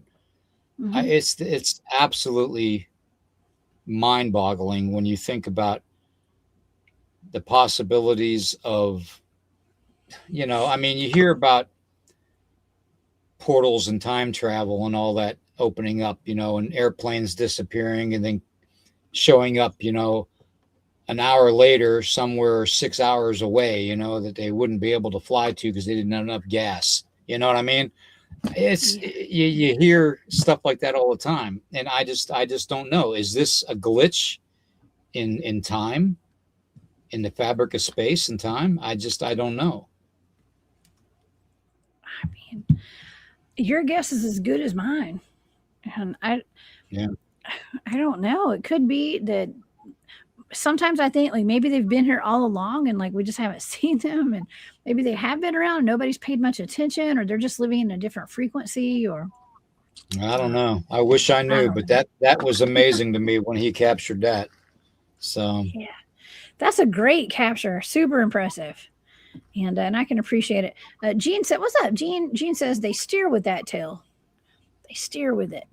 And yeah, I mean, we're not supposed to have flying lizards right now, okay? But this is a flying lizard. Yeah, literally. Yeah. Anyways. Well, this has been awesome, William. Good grief. Thank you so much for sharing that with us tonight. And thank you for sharing all your wisdom with us tonight. I wish I had the answers everybody's seeking, but I just, I can only tell you from my own experience, guys. And the one thing that I tell everybody is just look at everything with an open mind. Look at everything not scientifically. Not everything is going to be based on science. Okay. Yeah. So just question everything. Literally question everything. That's I say it every podcast. We have to. We're just not going to be having people tell us, that these things exist, and they do. So maybe not like prominent, as it was thousands of years ago. Maybe there's just certain areas and certain time frames that they appear. Who knows? But we need to question it. That's for sure. I question too much sometimes, William, I think. And, but you know what? It takes people thinking super outside the box like we do to like get the conversation going sometimes. And that's what we need. Yeah. Just don't take everything at face value. Yep. Well, I'm going to go to bed, guys. I've been here for 3 hours and I'm going to bed. So William, thank you so much. But tell everybody where they can find you on your podcast in the morning. And tell the audience. 1 o'clock. Yeah, 1 o'clock Eastern time. We come on Saturday and Sundays. Eric and myself. Eric's in the chat. Nighthawk High Strangeness YouTube channel. There's also High Strangeness X channel, and I'm also putting it on my Facebook page too, William Nighthawk. So, yeah, I mean, we talk about everything weird. I mean, everything we talked about tonight, you'll find that we talk about it on the program. So, I mean, it is what it is. We need to find the answers. And the only one that's going to be able to find the answers is ourselves. So. That's right. That's right. Well, William, thank you from the bottom of my heart.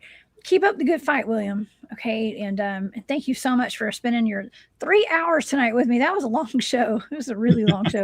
We had a I'm great surprised I was tonight. able to do it. Me too. I am super impressed. I wasn't expecting us to go this late at all. So it was wonderful. Yeah. I'll be there tomorrow. Okay. I'll be there. We'll be in the chat. You guys, please go over to Nighthawk High Strangeness and subscribe right now. Okay. And the links have been in the chat tonight. Thank you to all the moderators for being here. I want to thank everybody so much for being here tonight, and everybody who gave super stickers, Jim Weaverling and Elise Tanner and Bleeding Idiot and Amy Allo. Thank you so much for that. And you guys, please come back and see me on Monday. I'll be here with another live show on Monday, 1 p.m. Eastern. You guys, please stay safe out there. I hope y'all learned something. And again, gratitude. Big thanks, William, for being here today. Okay. And yeah, it's been wonderful. You're more than welcome. You're more than welcome. Thank you. All right, y'all. Everybody, please stay safe out there, and we'll see you guys next time. All right. Have a great night, y'all. All right. Bye, William. Bye, y'all. See ya.